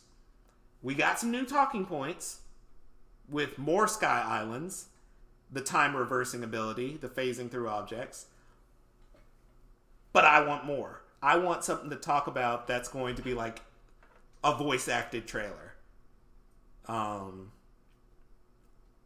we'll see if they save that for this direct or for E3. And it all hinges on that schedule. Is that schedule real? I mean, not real, it's from Nintendo. Is it the current lineup? Or is it reverse alphabetical for the ones that aren't currently given a date? So we'll see if that's the case. I mean, seriously, before Splatoon 3, I'm pretty sure Splatoon 3 was given a 2022 date. Don't you? I'm pretty sure it was already given. So, yeah, it was on that list. So, I don't think there's any way that gets delayed. The latest it can be is December. So, for Breath of the Wild 2 to be before it would probably at least be 2 months before it. October or before, if that is true. And I feel like Breath of the Wild 2 is definitely arriving before the middle of November. So it can qualify for Game of the Year. So even if it was November, that's not as crazy long of a wait as it seems. It's just, we don't want to wait that long. But I feel like it's middle of summer. I feel like July or August we are going to be playing Breath of the Wild 2. How you think they will transition from Glider to Loftwing if it happens? I feel like it'll be something kind of similar to Skyward Sword, but a little bit more dynamic. Kind of like how you have to call your horse with a whistle. It'll be the same kind of whistle, but instead of it being a cutscene where you immediately are on a Loftwing, I feel like it's going to be really dynamic where your Loftwing comes close to you and you have to grab onto it. Because I don't think they'll get rid of that part of the immersion in the experience. I think not having a Loftwing in this title would be the biggest miss or the biggest fail of a Zelda game, a 3D Zelda yet. Because this title is screaming Loftwing. In fact, Breath of the Wild 2 will probably be the definitive Sky title for the Zelda series. It'll probably dethrone Skyward Sword as the definitive Sky title. Because even though Skyward Sword is called Skyward Sword, not much of it is in the sky compared to at least what we've seen or what we think we're going to be seeing from Breath of the Wild 2. If Breath of the Wild 2 has all this sky combat and all this sky exploration and it has a bunch of sky enemies, there's no reason in this world we should just be paragliding our way through all this. Give me a Loftwing. Seriously. Yeah, Halo stole Player's Voice Award from Dread by barely qualifying. That is true. Yeah, the thing is, Zelda games have won Player's Voice Awards before, but before Breath of the Wild, they never won. Zelda never won a Game of the Year award. But yeah, I feel like last year's Game Awards was just like, it started off pretty good, and then it just, and then by the time you got to the award, it was just like splat, and I was like, okay. But one reason. Oh, I forgot to talk about this over the likelihood of Breath of the Wild 2 showing up. One reason that there is a likelihood of Breath of the Wild 2 showing up tomorrow is that both Elden Ring and Horizon Forbidden West come out this month. And perhaps Nintendo would like to steal a little bit of their thunder. Now, they don't have to do this. And it's certainly not, like, definitely their MO to take attention from other games. They don't have to do that. Their games will sell fine regardless. But rather than just let people have Elden Ring and Horizon Forbidden West for like 4 months straight before we get any update on Breath of the Wild 2, maybe they'll give us a small update or some kind of update so that while those games are getting all the attention I think that they deserve, because they do look like good games, and I actually plan to play Horizon Forbidden West, while those games get the attention that they deserve, you won't be able to forget that one thing you saw with Zelda. Horizon did compete last time, but it did come down to what console you had. That's true. I feel like, what did they release? 2 weeks before Breath of the Wild? And they were just like, well, dang. And I think they were ahead of Breath of the Wild for a while, but then they maxed out. And because Breath of the Wild was on a new system, it just kept pushing and pushing. But we'll see with Horizon Forbidden West if Nintendo really does have a hit out on them and just wants their title to overshadow it in every way possible. And maybe that's why it's before Splatoon 3 in the lineup. I mean, seriously, what if Splatoon 3 is August or July, and then Breath of the Wild 2 is like May or June?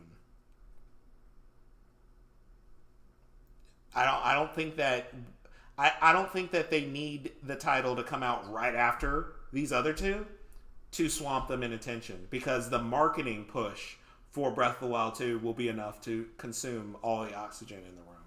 So if the title were due sooner rather than later, just trailers and pushes and treehouse gameplay would be enough that people would go, okay, I'm enjoying Elden Ring, I'm enjoying Horizon Forbidden West, but man, I can't wait to try that in Breath of the Wild 2. So we'll see. Now's the time. If you've got Zelda theories that you believe in, make sure you got them written down and posted somewhere. Because if they happen, everybody's going to latch on to the thing that you say is going to happen after the trailer comes out. They might keep Splatoon a summer tradition. It works so well because all the kids are out of school for the break and kick my butt. Yeah, I feel like it makes sense for Splatoon to not be a holiday title. Mario seems like it would actually work really well, especially to coincide with the Mario movie. If Mario Rabbids comes out in December, boom! you know what? It's entirely possible that Mario Rabbids comes out December, Splatoon comes out in like August or July. Probably would come out in June just to precede kids getting out for school. But if Breath of the Wild 2 came out before that, and apparently Bayonetta's got to be squeezed in there somewhere. But regardless of how it happens, it would make sense for Mario to be the last one in the group. I mean, it makes so much sense. Yeah, I'm no longer convinced that Breath of the Wild 2 makes sense as the holiday title. Even if it was a month before Mario, I feel like they're just going to be talking Mario from November onwards because of the movie. Yeah, that's going to be. I'm glad that you brought that up. You made me think about the lineup a little better. I forgot what I was saying about Breath of the Wild 2 before that. Man, that's going to be. We really could get Breath of the Wild 2 a lot earlier than we thought. It's not just wishful thinking. This could actually have some substance behind it. What was I saying about Breath of the Wild 2? Do you remember? I think I'm stuck. The likelihood of breath. Oh, the consuming all the oxygen in the room. It was something along that lines. The push that they're going to do for Breath of the Wild 2 in marketing will be sufficient to embed it in the back of people's minds while they're playing other games. Not that they'll forget Elden Ring or that they'll forget Horizon Forbidden West, but just enough so that they won't forget Breath of the Wild 2. And I feel like it's a good chance, especially with you haven't brought that up, it's a good chance by this time tomorrow we could be watching a bunch of theories about, that's what I was saying, a bunch of theories about what we just saw. But yeah, if you've got theories, put them out now. Post them. And if you're right, make sure you let everybody know that you were, because I kind of wished I had done that before the last trailer came out. The last trailer linked skydiving through the sky just like Skyward Sword. There's sky islands just like Skyward Sword. And it felt like it was like, hey, we know you guys like Skyward Sword, so here's this. I was upset because so many people were like, well, okay, the castle might be floating, but it's not going to be like Skyward Sword all over again. And it was like vindication. Like, yes, it is. But I didn't post that much about it, so I didn't have anything to refer to when I was saying, oh, well, it is kind of like another Skyward Sword. So my theory about the Four Sword, my theory about the Dark World, my theory about Aster or Ganon not speaking the same language, whatever your theories are, put them out now. So that because everybody's going to ride on that obvious Captain Obvious train afterwards. So after the Breath of the Wild 2 teaser came out, people were like, oh, the connections between Skyward Sword and Breath of the Wild 2. It's like, it's a layup now. Like, it's easy to figure out now that you've seen the trailer, but when I was trying to piece it together from the first trailer, man, and like even in this shot, look at this shot. We can say all day that those are Luminous stones, but they're shaped just like Time Shift stones in Skyward Sword, in a game that we know has time manipulation. So what if those are literally Breath of the Wild's version of Time Shift stones? Everybody rode on the Luminous Stone train because it made sense at the time, but now it makes sense to actually say, hey, are those from Skyward Sword? Breath of the Wild 2 will be one of those titles where they don't have to have much else lined up around it during the marketing. That's true. I feel bad for any title that comes out at the same time, because what do? You can't even ride the hype wave. You're just drowned in it. But yeah, I want to know. I'm real anxious to know what the lineup really is. Because if Nate from Nintendo Prime is right, and that has been the way the lineup has been structured, it has been accurate for 10 straight years. And then what we just discovered about the Mario movie coming out in holiday, so maybe Mario Rabbids comes out to coincide with that. I mean, and heck, it doesn't have to be Mario Rabbids. Mario Rabbids is the Mario title for this year that we know about. But last year they released 3 Marios. Mario 3D World plus Bowser's Fury, Mario Golf Super Rush, and Mario Party Superstars. Now, with those 3 Mario titles, like, clearly they're not doing that with Zelda. It doesn't matter what the title is. They're not putting out 3 Zeldas in a year. But what if Mario Rabbids is the Mario title we know about right now, but Super Mario Odyssey 2 or Mario Kart 9 are the ones we don't know about that won't be revealed till E3, and that coincides with the movie. Like, seriously, because the Mario movie comes out before Christmas or on Christmas, it's somewhere around that, because it comes out then, they could have a big tie-in with a game and a movie. And so November, December could be spent talking about Mario, and because we already got Zelda out of the way. That would be something. So it doesn't just have to be the one Mario title we know about. There could be 2 more Mario titles this year that we just haven't heard about, or even just one giant one. Heck, a Mario Kart 9 could sell 40 million, just like a Mario Kart 8 Deluxe has. So, man, I'm really glad we talked about this, because now I'm having a little more confidence in Zelda not being the holiday title, simply because their holiday is going to be spent talking Mario. I'm trying to think, Mario and Zelda typically aren't that close to each other in release timing. I think Mario Golf Super Rush, which didn't sell that much, it was like 2 million or a little below it, and Skyward Sword were like a few weeks apart, but they knew that Mario Golf Super Rush wasn't going to sell as much, so maybe that's why they did it. But typically, I feel like there's a little bit more space between Mario games and Zelda games, because they know that those are their 2 biggest titles that they own. Like even Odyssey, what did it come out? September of 2017? So 6 months after Breath of the Wild? What if 6 months after Breath of the Wild is Breath of the Wild 2 is December? Man, my mind is racing. My mind is racing. I can't wait. 2017 was a big year. They could be trying to replicate the magic. What if they tried to replicate the magic with the same release order? Like, didn't Xenoblade 2 come out in 2017? Zelda, Splatoon, Mario. It's lined up, folks. It could be there. It could be right there. So, all we got to do is wait and see. Seriously. By this time tomorrow, we could be talking about its name. We could be talking about the elements of the trailer we didn't understand, the elements that we've convinced ourselves we understand.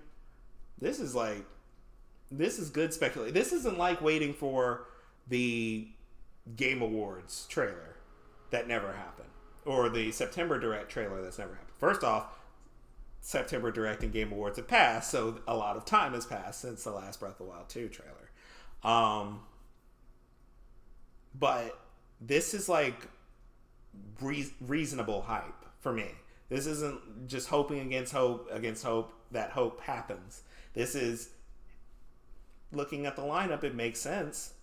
Looking at the potential of what could come out where, it also makes sense again.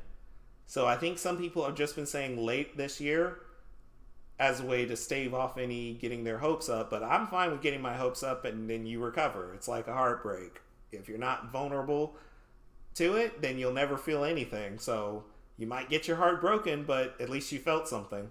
I don't want to de-hype Breath of the Wild 2 to the point where I forget that it exists. Some people have done that, and they got really lackluster about what they've seen so far, and they're like, you can tell some people aren't excited about Breath of the Wild 2 anymore because they de-hyped themselves for so long. No Breath of the Wild 2 and Dread losing to Halo. Yeah, that was, and then Dread losing to, I mean, It Takes Two, I don't know anything about it, and I'm not knocking the developer, but Dread losing to It Takes Two, it's just kind of like, Nintendo was nothing but, Nintendo fans got nothing but gut punch the entire night. So, yeah, I don't think we're gonna see a repeat of that. I mean, heck, the September Direct had nothing for me personally. Like, none of those titles are titles that I'm gonna go crazy about. Yet, it was a really good Direct. I feel like the year that at least one thing that I'm really interested in comes out, I feel like it's going to be a strong year. And I have Monster Hunter Rise, so maybe they'll also talk about Monster Hunter Rise Sunbreak DLC or expansion. This is the year for us. So if you get your hopes too high and your feelings get hurt, that's cool. Because it means you're still interested. But some people, they've lost their interest in Breath of the Wild 2 because they unreasonably expected it at times. 40 minutes is about good. It was the E3 presentation. The one we had February last year was really long. It was 50 minutes. But 40 minutes is a good time.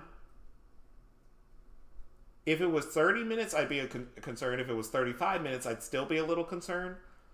But with 40 minutes, I feel like there's a big opening, a strong middle, and a win-the-day close.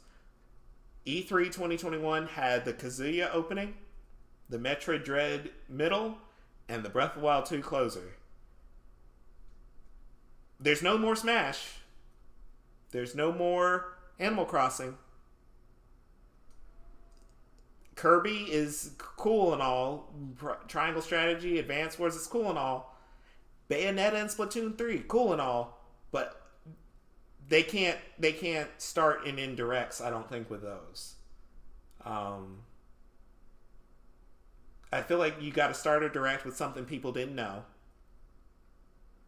And you got to hold their attention with something either really, really cool that's coming or that they didn't know. And then you got to end the direct with what they really want. As long as they trim the fat, they should have a ton. They have a ton of fluff sometimes that should have been Twitter announcements.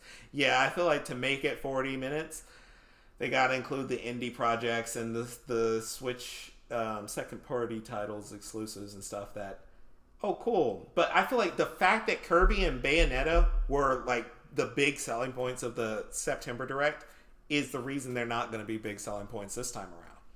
Kirby's going to get plenty of attention in March. It's not going to get, I don't think, 10 minutes of this Direct. I'd be mad if it did. I don't know enough about how Triangle Strategy or Advance Wars fandoms are like, but I don't think they could consume the Direct with those either, especially since they're about to come out.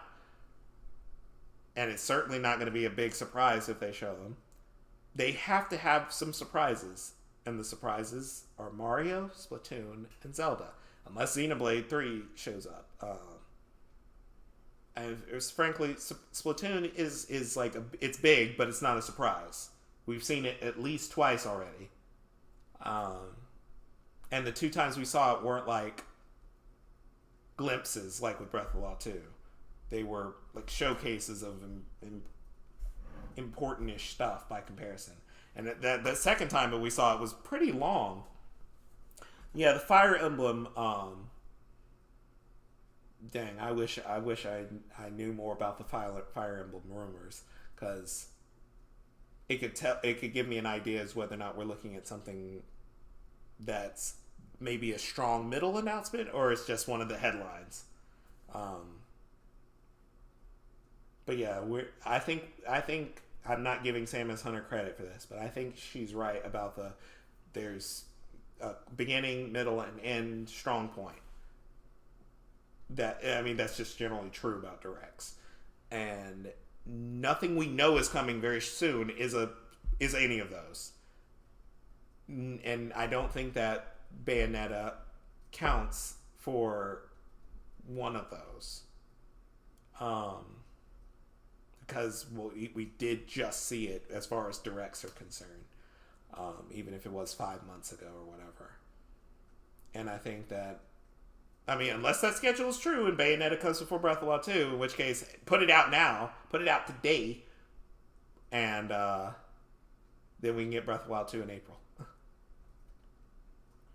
Yeah, Samus Hunter may just know how to predict the market, and maybe they know somebody who knows something, and that's how they can get like the date of a direct predictor right. But this is how I see insiders. If you can't tell me what's in the direct, telling me that there's going to be a direct is kind of like a chance it can happen. Yeah, it can happen, but it's like when that Marco Maro guy predicted Breath of the Wild 2 was the end of 2020 to the beginning of 21. That didn't happen. It wasn't even close. And he said, and they have Wind Waker HD ready in case it falls into 2021. Did we get Wind Waker HD in 2020? No, we got Hyrule Warriors Age of Calamity. How did not one single insider predict that? The thing is, I don't think anybody remembers this, but Age of Calamity kind of did leak. We just didn't know it was Age of Calamity at the time. We thought it was Breath of the Wild 2. So one voice actor in a different country said that they had just finished wrapping up their voice acting, and I think they said for the new Zelda or something like that. And people were like, the localization for Breath of the Wild 2 is done. So that means the game is close to launching, right? I think that guy got fired from his role, but he wasn't talking about Breath of the Wild 2. He was talking about Age of Calamity.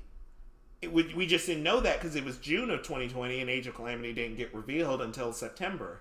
But the fact that no insiders predicted Age of Calamity is kind of like, how close to the ground are you on this? Because you missed that. Yeah, they kept Age of Calamity and Metroid Dread, like just airtight, vacuum sealed. No chance you're gonna find out that this thing exists, and that's what makes the surprises so good. Which, you know, it does lend credence to the idea that all the leaks and stuff that we've heard about Breath of the Wild 2, even if they're cool to sound, in the way they sound, aren't authentic. Because if they can keep Age of Calamity and Dread secret, what will they do for their most anticipated title this year? There's no way that they would not have you sniped by a drone for leaking, essentially. But yeah, I'm glad that this talk happened, because thinking that Mario will be the holiday focus for this year makes a lot of sense, and it gives me the assurance that Breath of the Wild 2 is a lot earlier than we originally guessed. And I'm happy about that, because not just because we're getting the title early, but it kind of proves a lot of insiders wrong too when they keep saying there's no way that I think it was Nate the Hate who said Breath of the Wild 2 is definitely not in the March to April window. Like when somebody said maybe it's coming 5 years after Breath of the Wild.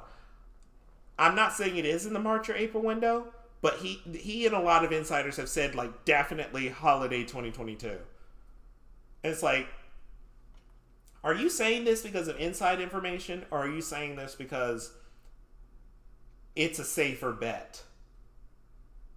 Because there's a difference. Because I can make a safe bet. But I just feel like Nintendo's done a very thorough job of destroying the credibility of insiders lately. That the biggest L that they could ever take is enjoying Breath of the Wild earlier than they thought. Yeah, he promises Prime Trilogy. And I never forget these people's Switch Pro debacle. That was just, and the way they took it when people started calling them out. Well, maybe you shouldn't believe everything you read. My problem here is believing you. Is taking you seriously. And I know Emily Rogers deleted a lot of tweets she had about Switch Pro arguments. Like, just, why'd you say this stuff? But you said an announcement is imminent.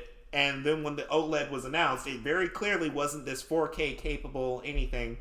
And I feel like they were just latching onto the Bloomberg article because the guy who wrote the article was right about the Switch Lite. So they were like, if we latch onto this, we'll look credible. And then they didn't. So I think Nintendo is like, I think Nintendo's doing a lot of head fakes lately.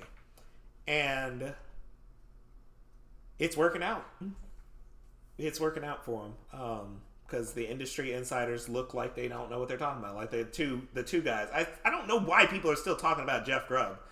But when he said that Wind Waker and Twilight Princess were like on their way. And this was this time last year. Where are they at? You can say they're on their way for forever, but where are they? They're not here now, so you don't know what you're talking about. I can say Wind Waker and Twilight Princess HD are ready. That's easy. Wii U ports are easy to get over on the Switch. Ready? Okay, but when are they showing up? What's the window here? 5 years? Some people just don't know what they're talking about, and just because you work in the industry doesn't mean that you're an industry insider. And just because you've gotten a few things right, like me predicting Breath of the Wild 2 would be much more like Skyward Sword than most people assumed at first, that's not inside information. It's a combination of wishful thinking and slight perceptiveness of the stuff that was in the trailer. If we had not seen the castle rise at the end of the trailer, I would not have gone full into this Skyward Sword research of, does this look like Skyward Sword? This reminds me of Skyward Sword. Is it like, I would have made all the guesses everybody else made about Breath of the Wild 2. But now that we've seen the Skyward trailer, it's easy to make connections to that. So it's all about what you say when there's not as much information and how much stock you put into it. But it's not, these aren't leaks. This isn't inside sources. This is me guessing. My Four Sword theory is not somebody at Nintendo told me. It's, why is this symbol in a Zelda trailer? And my answer is sufficient for me to call it a theory. But you might have a better answer and completely debunk mine. Yeah, you can tell Nintendo hates when their stuff leaks. Like, yeah, and that means that they're going to be really careful about what actually gets out. It's very hard to keep some stuff under wraps, like when you're having a live show. So, like, Twilight Princess leaked the day before. Breath of the Wild was going to be at the Switch presentation, and new Mario game leaked the day before the Switch presentation. But that's a show. That's like a live event where they needed facilitators who could set this stuff up. That stuff leaks. What doesn't leak is like gameplay. What doesn't leak is like story stuff. And what doesn't leak is new hardware or release dates. If it leaks from retailers, or it leaks from Nintendo literally screwed up for a second. But right now, I don't think there's any stock to what these insiders have to say. Yeah, the insider stuff is really rotten. It's like there's one channel, I won't call him out because he's not like a big channel or anything, but it's like all of his videos are Zelda ports coming to the Switch. Insider says, it's like, let this go. That's why I was so... I know it seems kind of mean, but I was so happy when Anuma said last year, while we don't have any other campaigns or Nintendo Switch games planned, Game & Watch. It's like, literally, I had been saying for months, Skyward Sword is the only Zelda game that is going to come out this year. But people's Max Copium was activated. They were like, there's no way Nintendo wouldn't release 5 Zeldas in 1 year. You think? Yeah, it's not like, oh, I don't enjoy it. I enjoyed, Wind Waker is like my most nostalgic Zelda. Twilight Princess, when I thought I was a cool, edgy preteen, was the coolest game in the world. Like I wouldn't want to play those again? No, I'm just being realistic and saying, hey, they're not coming. Or at least they're not slated for now because there's no reason for them to show up now. There was a reason to put out Skyward Sword HD. There's no reason to put out Wind Waker or Twilight Princess right now. But yeah, I just think, negativity aside of all the bad predictions or the bad insiders or Max Copium that we've seen, tomorrow I think is going to be a good feast for Nintendo fans. And I'm ready to feast. And I hope you guys are too. I've been streaming now for a little over 3.5 hours, about 3.5 hours. I started this doing Breath of the Wild, but it wasn't turning out too well because I haven't played it in forever. I need to start playing that more because I'm really bad at Breath of the Wild compared to the way I used to be on the Wii U. So I need to get it for Switch, finally break down and get it for Switch. That way my save data, if there is any save data transfer, I can do it. Do all the stuff I did once over again, not get all the Korok seeds, not do all the shrines, get the amiibo tunics, all the stuff I want to do, and then I'll be ready for Breath of the Wild 2. Because if I just jump into Breath of the Wild 2 without having played Breath of the Wild, I'm gonna be bad at that. So I'm really good at Age of Calamity, really good at Smash, not good at Breath of the Wild. Like I couldn't flurry rush, and I couldn't parry multiple times. Yeah, Age of Calamity for me is like what Breath of the Wild is for some other people, where they just play it, and they have no problem starting over. I love just playing through Age of Calamity. It's genuinely the best experience I've had playing a Zelda game start to finish. My second favorite Zelda. So I just hope that it hasn't seen the end of its DLC, because we still have characters from the game like Aster who aren't playable, and I feel like that sucks. So give us one last Age of Calamity expansion that includes missing playable characters and adds Breath of the Wild 2 characters. I'll be happy. We don't need 31 characters like we had in the first Hyrule Warriors. We don't need 8 DLC packs. Just give me what we're missing, and I'll be good. But yeah, that's all I really had to talk about tonight. Thanks, really, everybody, so much for coming out and supporting this stream. It was good to get all this Nintendo stuff off my chest. And best thing about getting off my chest now, I'll be ready for tomorrow. And I'll have proof that I talked about my theories before any of them could potentially come true. So if tomorrow Breath of the Wild 2's name is Four Swords of the Wild or something like that, you heard it here first. Never forget that. Don't let any of the Zelda tubers take credit for not noticing all the Four Sword stuff. I did. If you see Dark World, if you see Aster, just know you heard it here first. That was my theory. But yeah, thanks for joining. This was a great stream. I really had fun, and we're keeping hope alive for tomorrow. So I will see you guys then at around. I'll still be at work for part of it, so I'll try to get the setup for the stream going so that I'm just ready to go when it starts. But the best thing is, I feel like if Zelda shows up, it's going to be last. So even if I'm a little late, I'll still be streaming by that point. So I'll see you guys tomorrow. Thanks for all those who showed up and all those who are watching this afterwards. If you like what you saw, like the video, follow on Twitch, subscribe, hit the bell on YouTube. It helps me out a ton, and I really do appreciate it. And we'll be talking more Zelda stuff, clearly, after the Direct tomorrow, if it shows up, and when to expect Zelda stuff if it doesn't. So, either way, we win because we're talking